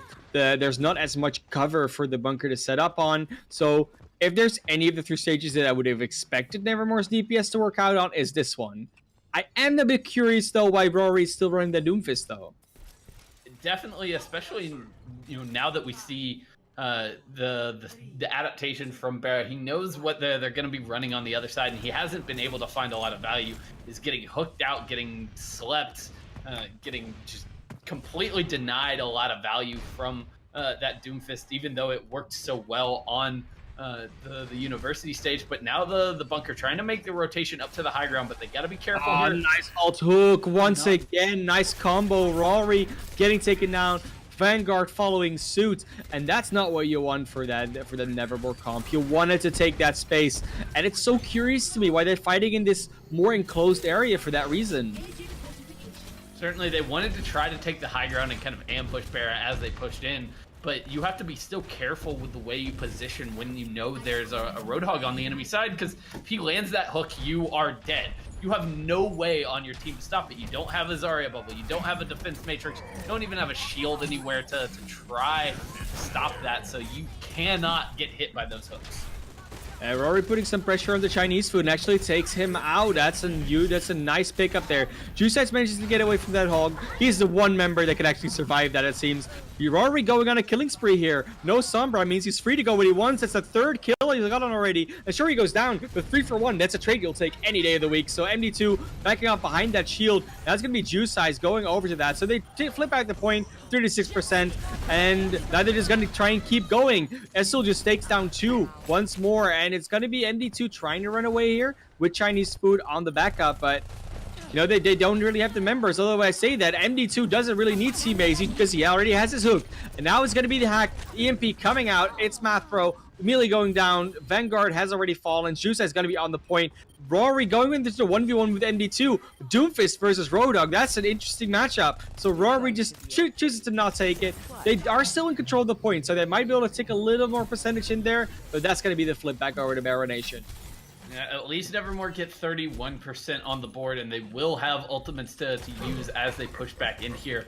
But MD2 so far just on a mad one right now with this Roadhog. Completely turns that fight on its head, almost single-handedly brings it back in their favor. Rory keeps getting hacked out. You gotta stop it. And Chinese food being nanoed as well. There's so much damage coming out. Free rockets coming in though from Isol, because there's obviously no shield in the way, and Tony finishes MD2 off once again. So there is a little bit of an opening. No threat from the Roadhog this time around. Certainly, and they're all bunched up, very vulnerable to a Tony! Rory coming back in here. They just need to deal with Crimson on the point to get this flip, and it looks like they are going to be able to get the kills thanks to the nano boost onto Rory. I mean, you really see it when either Chinese food or MD2 goes down. Rory gets all that freedom, and that's what they need to win these fights. They need Rory to be able to do something, and the hack and the hook have just been doing a lot of work for BarahNation. Certainly, but now they're running out of wiggle room. Are Nevermore 83% on the board for BarahNation, so one good fight could realistically end their chances here. That's 5. Barrage just cleans everything up. Nothing hard about that one. If they can't defend against the Barrage, you just kill them with the Barrage. Jakara gonna be staggered out a little bit. They do get a trade onto Isol, but that res can easily come back in when there's no enemies to punish you for it. Yeah, the execution there for Nevermore, incredibly on point. The EMP, the Bionade, the Barrage, absolutely cleans up that fight. So now we're in kind of one fight territory for them. If they win this next one, they will probably take Oasis, but a lot of tools available for BarahNation. This fight's gonna go on for at least to the 99% mark, because they're not gonna be able to cap it in time. And Switch going straight away. MD2 Nancy-nated will also fall, not following suit after the meteor strike. And this looks to be a round victory, although Jakara getting 2 counter picks. That could be huge if they want to come back in here on the side of BarahNation, which they have to. They have to touch the point. Jakara falling right now out of the mech. Chinese food is already down. They don't have any tools to work with. Will they make it back in? No. Crimson will be booped away, so this will be a map win for Nevermore. Another control win for them. And 2-2 in this series. There's no control maps left. So what's going to happen now? Yeah, I can't imagine that Barrow would take us to a control map after it's been kind of a rough showing for them on that type of map here so far tonight. Such a nice play from Rory. But, yeah, it was kind of feast or famine with the Doomfist for them.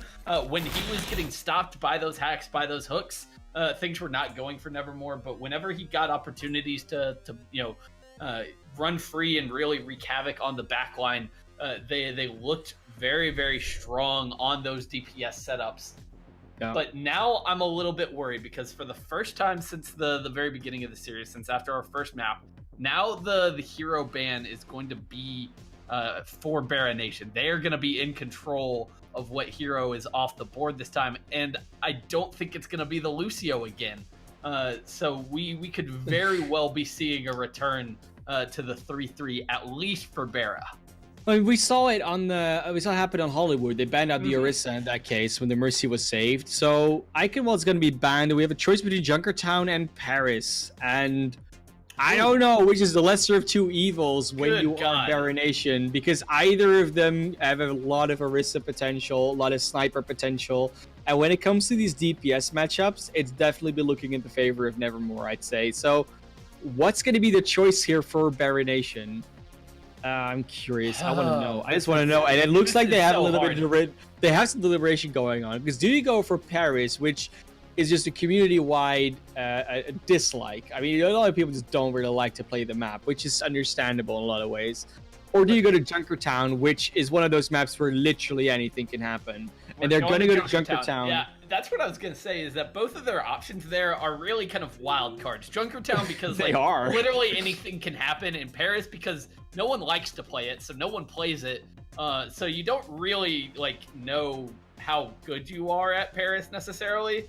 If I were them, I probably would have gone to Paris, just because I think it's a little more kind of 3-3 friendly, which has been their MO through the entire series. But it is going to be Junkertown here.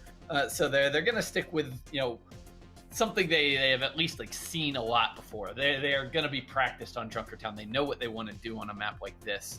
But the hero bans are what's going to be interesting to me. What is Nevermore going to save? What is Barah going to ban here? Yeah, and they're not as quick on their saves they were last time. Last time we saved the Mercy, and then the Orisa was banned out. So they might be discussing maybe we save the Orisa. That's something we very much want to use. But we saw MD2 on the Roadhog. You know how good he is on that pick, and I don't know if Nevermore can match that up with their own Roadhog, which is on Junkertown, a very good map for Roadhog. So another good reason for Barah to pick it. So yeah, it's logical that they're a little bit of a deliberation state, because they obviously don't get control over what gets banned, though. They only get control for what doesn't get banned, which is one hero, and it's not a lot. Right. I think your realistic options for Nevermore are going to be the Orisa, the Mercy, and maybe the Wrecking Ball, because that hasn't really been something that Barah have in their back pocket. Like, they haven't really been going to those DPS compositions, but Nevermore really have relied on them a lot here tonight. And if Juice Ice can't play the Wrecking Ball, those lose kind of one of the focal points of the comp. So I could see that pick. I don't really like Wrecking Ball. It's not good on this map though. So I would say they're likely is not gonna save that one. But yeah, it's hard. I mean, if they're gonna save a main tank, save the Orisa. That's gonna be my decision for them, because I think you can still run the DPS without the Mercy. It's just gonna be harder, and with snipers being so prevalent on this map, I think a Pharah is gonna be hard anyway. So if my choice is gonna be for anything, I just save the Orisa personally if I'm Nevermore. But it's also very possible they're like, yeah, but if we save the Orisa, they're just going to ban out like something else that works well with it. It's like either an Ana or a Baptiste, because you're not that worried about a Mercy on this map. But again, it looks like they're also having a lot of trouble with it. The mental fortitude is definitely a thing. Okay, they save a Bastion. Okay, so now if you're Barah, if I'm Barah, I ban out the Orisa immediately. Yep. Yeah, immediately. Why do you save the Bastion? That's my main question. Because now you cannot really run the Bastion. Like, you could... Yeah. There's no way you're going to force this behind a Reinhardt as your main tank, so I don't think that's going to be an influential save. I definitely would have preferred the Orisa save for Nevermore there. I mean, so what's like the only excuse you have for saving Bastion is because you want to make them ban the Orisa, which, with a Mercy might not have happened.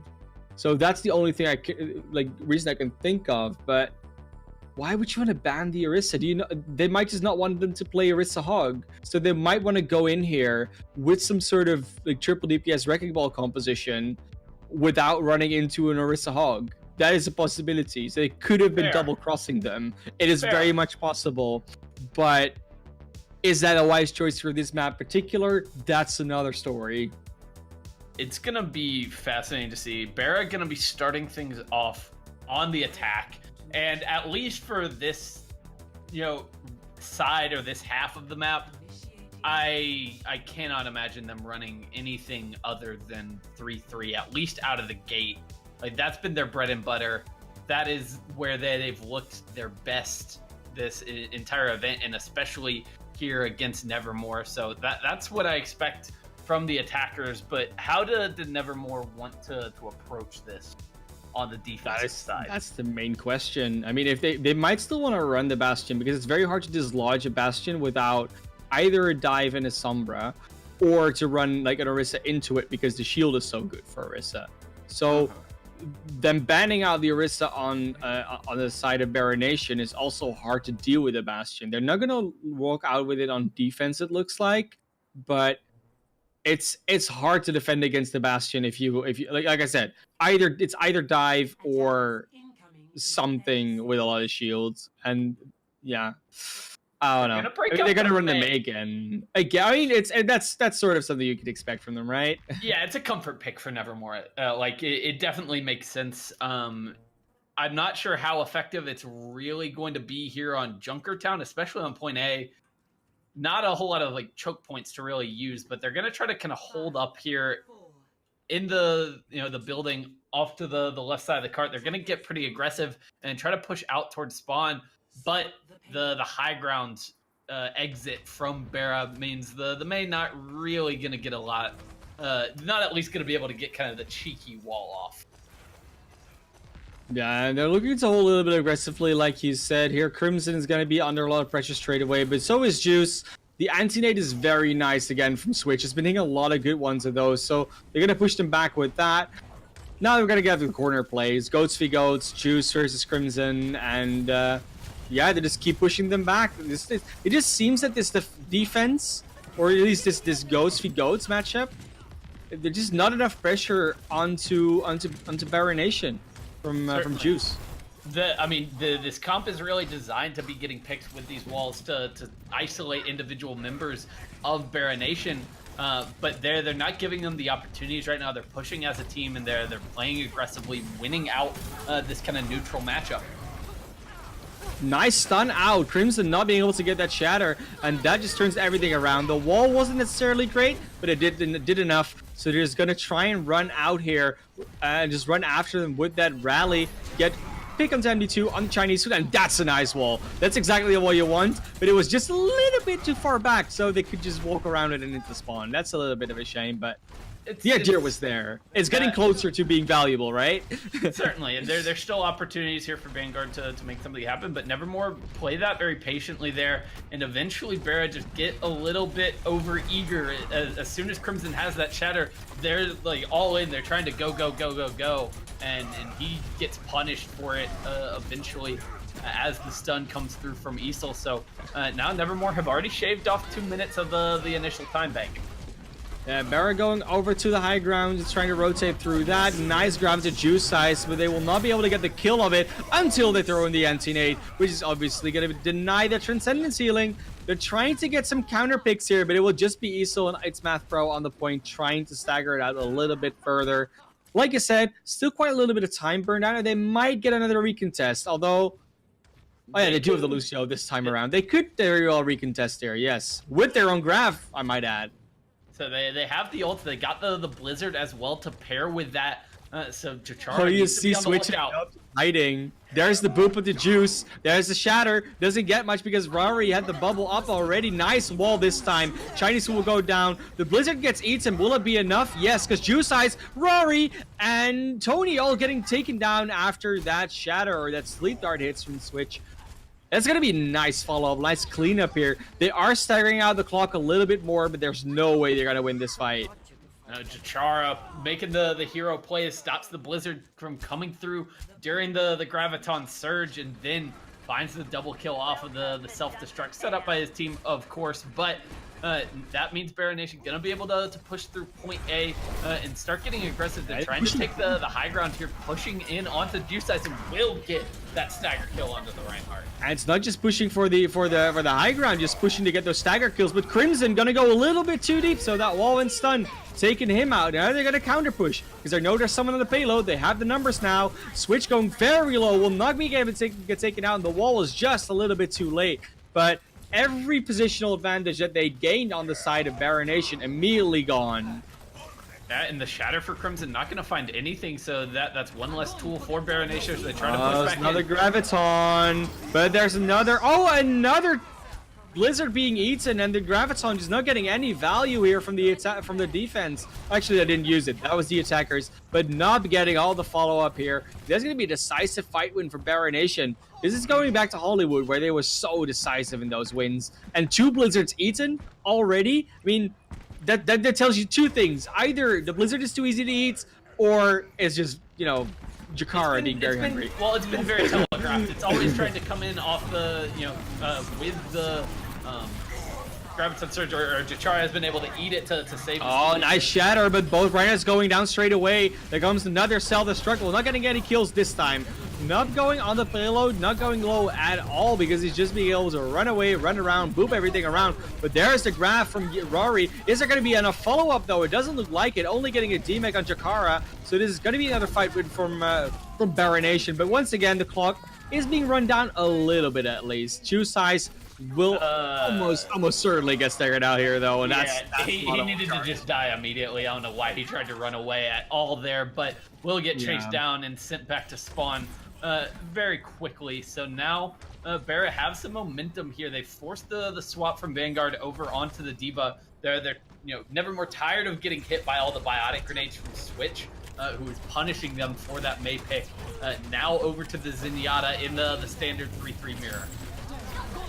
They're going over straight over to that. There's immediately the Transcendence coming out here from Tony. So this will not be a Graviton with a lot of follow-up. And there is Crimson getting slept here. Actually gets stunned out. So Juice Eyes will be the first to fall. There's a Shadow from Crimson. And once again, easy cleanup. You thought it was going to go in the way of Nevermore maybe for once, but not to be. And with 2 minutes 15 on the clock, they're going to be pushing halfway through last already. And they just didn't have the sustainability after that Transcendence wears off from Tony. They're still in a bit of an awkward position from the grab. And Barah able to push forward with their sound barrier, with their rally, and secure the kills they need. And now they're one fight away from finishing out Junkertown. Oh, you know how it is. Sometimes you hit the grab and you get kills, and sometimes you don't. And that's just how goes. Now we have Switch almost ready with Transcendence, though, so that could be pivotal in this fight, especially if you take down Vanguard to start with. And Mei, not getting a lot of value out of this one. Nice Shatter from Juice. Will it be enough? Because the follow-up doesn't seem to be quite there. Instead, it's going to be Juice going down. Ismat Pro following. And it looks like they're just going to finish out this map, finishing their food, and Chinese food being the one to do it. Vanguard is back on the payload in that ice block. Wall comes out as well, but it's not going to be enough. That's going to be a point completion, and the map done. So now, Nevermore, you have to finish this map if you want to bring this back. I want to see that Bastion. Finish this series off. I want to see that Bastion. I don't think we're gonna see it without the have to. Without the I don't see it happening. Honestly, you don't save the Bastion and then not pick it. I mean, you know that the Urus is going to be banned out as soon as you pick it, so you must have a plan, don't you think? I think it's just a throw at this point, though. If you pick the Bastion, not necessarily, right? I mean, it's not the same as with an Orisa, but on the other hand, they can also not defend with the Orisa, so it's fair. It's fair, and it's not like the 3-3 mirror has done you any favors if you're Nevermore. The Mei not necessarily an option here on the attack. Right now, they are teasing another DPS composition. It might have been the 900 IQ play in that case, because no Orisa Hog on the defense. Even though they might be expecting DPS, they can't do Orisa Hog without the Orisa. It might have been the 900 IQ play. So, like I said it right. I said it. Yes, you did. either they want to just play the Bastion without it, or they're expecting the Orisa to be banned and have like wants the Orisa to be banned. And they might have 900 IQ'd it, but we'll see because the ghost is holding I'm up. gonna add, even if they don't end up winning this series and we don't get. I want to know. I want to know. I'm going to ask them because I know some of the players on this team. I'm going to ask them if that was the idea here. But Barah getting really aggressive with this defense, pushing right up to the choke point, but now falling back a little bit as they see what is coming out from Nevermore. And there was no one to hit. I mean, they went up to that spawn door, but there was no one in that spawn door. So they had to sort of back up. But there's all the damage. Crimson going so low. Gets healed up, but not... I mean, it's still damage coming out. There's not enough healing. Isol actually staying alive because this time there's no hook to kill him. So Switch will go down first. And this looks like to be a very good opening because all the healing almost gone here for the side of BarahNation. Jakara getting killed as well, and it's a little bit of a faster attack here already coming out from Nevermore. Yeah, well, I mean, if you're Barah right now, who do you even try to engage on? Who can you close the distance on and actually secure a kill? And they finally get all the cleanup there. Will Nevermore, so they've got the exact position that they want. But even with the Orisa not on the field, MD2 still wants to play the Roadhog. He's not going to have the halts to set up those hooks, but could still spell trouble for Nevermore. This is a much larger map skybox-wise, so on this first point, it's going to be very hard. Just gets taken out by MD2. No res on their side, so don't even have to watch for the hook. Nup also going low. Switch already under pressure. This is looking so well for Nevermore, and I think the 900 IQ play is definitely something they actually did. And actually a thing, I believe. And Barah, not even playing on the cart here. They're just going to give up the take here and not really they can't. Get... they have to hide. It works beautifully in the mind games, totally going in the favor of Nevermore right now. How long can they keep this up though? Because the DPS able to spread things out on point A, but now we're into a much more kind of closer confines as we move into point B and beyond. So they don't have quite as much space to work. Rory being hacked by Chinese food will not be under that much pressure just yet. There's the fire strike, but they'll not be able to get the kill on that Widowmaker. There's the high shot. MD2 does get the kill out this time, but there's a lot of space being created by that nice minefield. MD2 now in enemy territory. Will take down another one. There's the barrage coming out. We'll take down Switch, but will not get the kill on MD2. MD2 will fall in the end, but Isol was hacked, is on the ground. It's Math Pro also just falling out straight away. So this is going to be the defense holding, and now it's going to be a rough one coming in here for the attackers because not a lot of open space to work with when you get in here. Right, and how long do you stick with this DPS comp? If it doesn't work on this next push, I expect some swaps. Chinese food throws out the EMP, only hits Isol. Oh, Crimson going down straight away. It was a nice... I mean, the EMP came out there because they thought they could get the pick on Isol. But, I mean, it just ended up being Crimson falling. We'll not be able to get that shatter into this current fight. We'll have to come back and use it. Then, Chinese food not having the EMP now, just waiting, scouting where everything is. They know there's something behind them, I think. Oh, they were scouting for a Chinese food. That was what it was. But Crimson's back. Has a shatter now. But who is he going to shatter, realistically speaking? Jusai is just trying to fake it out here. Jakara going low. They do get Vanguard on the ground. Will they be able to get the kill, though? Doesn't look like it. So it's actually going to be the attackers getting the first kill onto Nub here. So BarahNation has to now back out into this little room over there. Jakara just falling out of the mech. And MD2 getting low as well. Crimson, last one outside. And they're just not going to be able to defend this point. They get barely scratched off any time.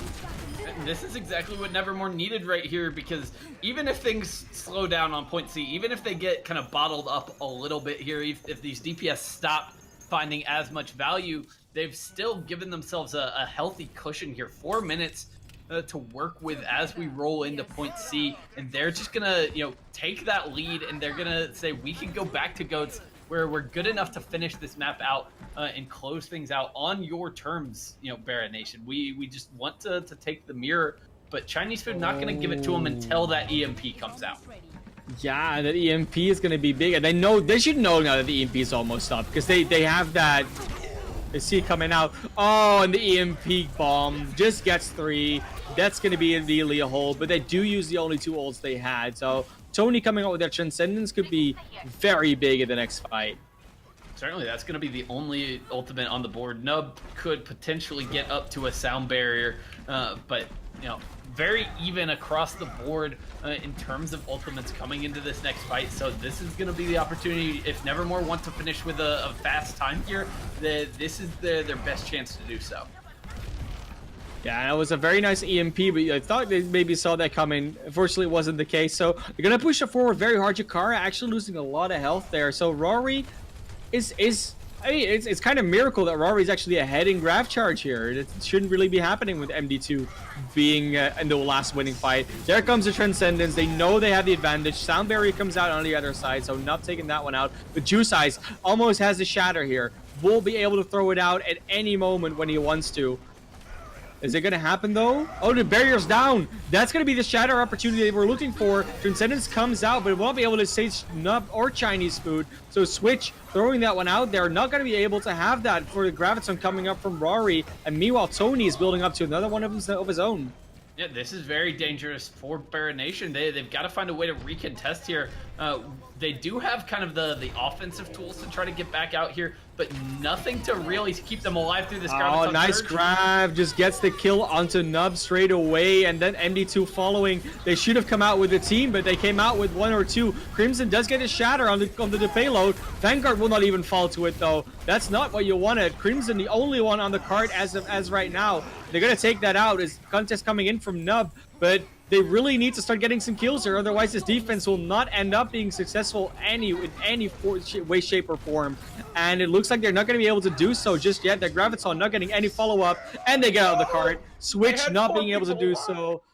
I think Switch kind of was booped off maybe, but they definitely left that card a little bit alone. They really shouldn't have. And it's almost a matching time bank. There's still no excuse for that, and yeah, we're very similar in terms of time. 18 seconds. 18 seconds. Can that be the difference, though? That is the question. It's possible that could be the difference, but more likely than not, it kind of just comes down to who's going to be able to do more in overtime with their first push. You're basically going to have like 2, maybe 3 attacks here on Junkertown. Yes. So whoever comes out strongest is going to be at a huge advantage here. And that was definitely Nevermore the first time around. But they won't have kind of the element of surprise when they come out their attack. They will do the defense first in Vanguard. Back onto the May. And that's the main question, right? Like, is BarahNation going to change up anything on their next defense when they might be expecting the DPS composition? Or won't they? Like, that's the will they, won't they question. And if so, what? And then, they're going to start out with this Ana again. That worked out very well from the last time from Switch. Mm-hmm. But there is going to be... Will they use a teleporter? No, that won't. No, that won't. No, it's going to be fine. Is this going to be the 3-3 matchup with the Mei and the Ana? Obviously, Ana much more impactful now that there's no Diva to eat any nades. So, that's nice. Exactly, and that was massive for them the last time around, really kind of punishing Vanguard for the lack of the defense matrix. And once again, it's going to be Nevermore kind of backing off a little bit initially and setting up their defense kind of around this bridge. Yeah, not backing up as far as last time. Last time they backed up all the way to the cliff, so now that's actually going to be BarahNation almost getting booped up here. That's a nice wall. Can they actually get the follow-up onto Crimson here? Looks like they might just... Yes, they will. Crimson going down. Juice Eyes gets slept, though, but it doesn't matter if Switch and Chinese Food also go down. That's only 30 seconds left. They need to start dying very quickly, because if Jakara gets spammed, it gets stalled out long enough here, this might just be a 5v6 fight in the end. They do manage to get Jakara very long. Another freeze comes in. They just block Jakara off as long as they can. That's finally a kill. 16 seconds left. That's so brutal. And now they really have to motor, because there's already a Blizzard and the Transcendence up on the defense, and almost a grab too. Sound Barrier. They really don't have much to work with on the BarahNation side. They only have 1 second to work with. There's the Blizzard already on the card. So nice. Oh, they're gonna come here. They're gonna come here. They're gonna come here. And oh, yes, they are. That is a nice boop onto the high ground to Crimson. And that's gonna be a free shatter. but it's not going to come off. Crimson again getting stunned out, charges into nothing, into a sofa actually, and Jakara just getting taken down. No, we'll actually throw the self-destruct out. We'll not get any picks from that, so we'll still be a fight on the card, and the respawns for the attack are very close. So Jakara is back into it. Jagera with MD2. The Crimson is now going to come back in. There's a sound barrier. Not getting any follow-up, and a nice anti-nade from Switch. Will they actually be able to push this one back? Doesn't look like it because they're still losing members on it. Jakara going down, not going down. They need to really get some kills here, but BarahNation not able to do so, and that's going to be their attack. And Nevermore almost let that one slip a little bit. They had a massive ult advantage going into that fight, but didn't quite get enough value out of kind of the Blizzard, the Grav, the Transcendence that they invested early. It's Juice Ice with the Shatter at the very end to kind of stabilize things, make sure that they can secure those necessary kills to force BarahNation off the cart, who now find themselves with their backs against the wall. They've got to come up with an incredibly impressive hold, and they have to know that the DPS is probably awaiting them on the other side.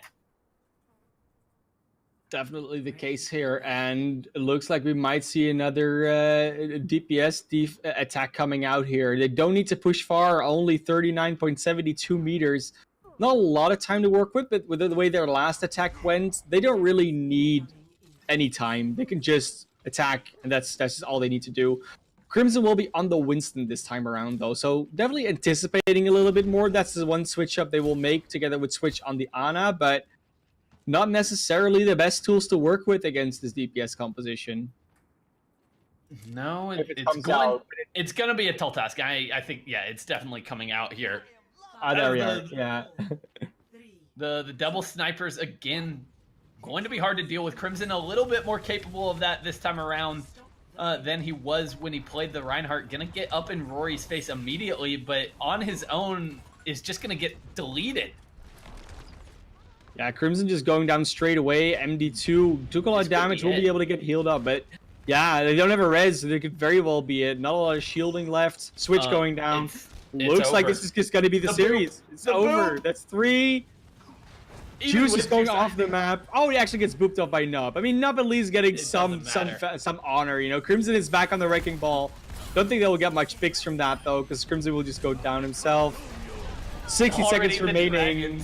Already the dragons coming out. There's miracles, and there's just nothing possible. This is Evermore, and yeah, again, 900 IQ plays, they exist, and hero bans, they enable them. Okay, so now we're gonna get our answer for we're gonna get it. Just a minute. 100% gonna get it.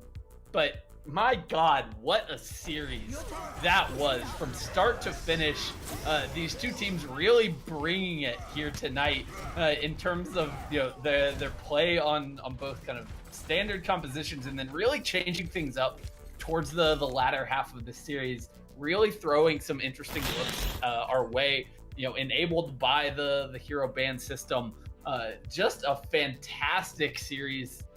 From both of these teams. Neither one have anything to be ashamed of, but Nevermore going to be the ones moving on to our grand finals, where they will take on Citizens later this week.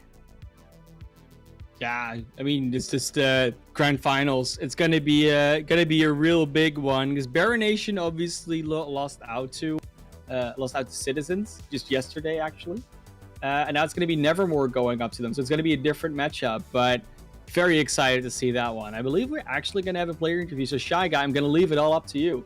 You're going to have to do the honors in this one. Okay, Rory, welcome to our post game here. How are you feeling after that match? Overwhelmed with emotions. Oh my God, what a game! I can imagine. That was absolutely bonkers from start to finish. We were a little bit worried there at times, but never lost faith there at the end. We've been kind of speculating a little bit about that last map, and in particular about the way that y'all used the hero save that you had going into that series. So you saved the Bastion. Was that actually with having the Bastion in mind as something you were going to run? Because we were kind of curious. We thought that might just be there to bait them out of banning the Orisa away. It was actually a bait. We were not going to run Bastion at all. You called it, man of class. Bastion Well done with the call there. Yeah. It being 900 IQ myself, I obviously recognize those things. So, that's how that went. It works out beautifully there for you, as Barah really didn't seem to have an answer for that DPS comp that you were running, both on Oasis and then on Junkertown to close things out. Is that's something that you've practiced kind of a lot more as of late? We've always been a very flexible team. It's just what it honestly came down to was execution, and that's something we've normally struggled with. But today, like, everybody came out and just executed perfectly. We did what we needed to do, and we showed up. I'm just proud of everybody. Like, I think our team has like the biggest heart out there. Like, for sure. As an underdog team too, it's crazy. Absolutely. To fight your way through the lower bracket, now you have the opportunity to match up against Citizens in the grand finals. They took the 3-0 up against you guys last time around, but I have a feeling the momentum that you guys have picked up over the course of this tournament might change things in the next match. Oh yeah, for sure. Before the match, Isol told us that yours was a team that had kind of tremendous pop-off potential from all of the individuals on your roster. Is there any kind of one play that sticks out in your mind that really kind of changed the way that the series was going? Wait, what do you mean by that? Is there any kind of one player on your team who you really thought was especially crucial? I'm sure you're probably not gonna necessarily have one. It was a team effort. But is there any kind of moment that sticks out in your mind? Juice. I think Juice, our main tank, showed up and he did what he had to do on that last map. I think him blocking all the antis, blocking the shatters, those things helped us out so much, and I give tons of credit to Juice. I love my Juice. Yeah, that was an absolutely phenomenal series from you guys. Things looking a little bit dicey at times. The getting in our eyes kind of dominated on Hollywood, and then kind of losing in excruciating fashion on Temple of Anubis. How do you mentally kind of come back from a deficit like that, from a situation where some people might get a little bit tilted? How do you kind of keep your composure in that situation? Like I said, like, our team just has the biggest heart out there. We're not going to give up mentally. Like, even though they capped Hollywood like 3 minutes left, there is not a single phase in our minds. Like, every game is still winnable. As long as there's time on the clock, it's always winnable. Like, we're never going to let that stuff get to you. Like, I think the best teams out there would never let those things get to them. So that's the play. Well, that kind of resilience is probably going to serve you well in the grand finals on Friday, and we wish you luck for that. And we thank you for joining us for the interview here tonight. Any last minute shout outs you want to give to teammates, anybody that's supporting you, anybody you want right now? This time is yours. Shout out to Ann, shout out to DJ, shout out to Shadow, shout out to Frosty, shout out to Luckbox the boy. I love you all. Thank you all for watching. Anybody from 432, you're the best. I love you all. All right. Well, Rory, I have one final piece of good news for you, and that is that you've been picked as our MVP of the series here tonight. So say a little thank you to the fans. Thank you, everybody. I love you all. Thank you for supporting and watching, whether it's for us or for them. Like, just thank you for showing up and being there for supporting everybody. It means a lot. For sure. Now go celebrate with your team, and get ready for the finals on Friday. All right. Thank you for casting. Have a good one. All right. Well, that was Rory. that was. Hey, I mean, I hate to say it, but I usually don't say things unless I'm right. And it just turns out to be true again. No, like, I mean, it was just a very good play, and I don't know if I would have thought of that personally if I was in that game. So honestly, very well done by Nevermore there, just going for that type of play, that type of thinking process to get yourselves to the grand finals, that's what you like to see out of a big team. And you know, a lot of people have been speculating, like with hero bans, about what the actual depth is that you can get, like what extra strategic element it adds to it. And I don't know, this just shows that it can definitely do that. Whether it's a good idea for the game overall is another whole topic that we don't have to get into, because it's just something we do here with the Watchers Brawl.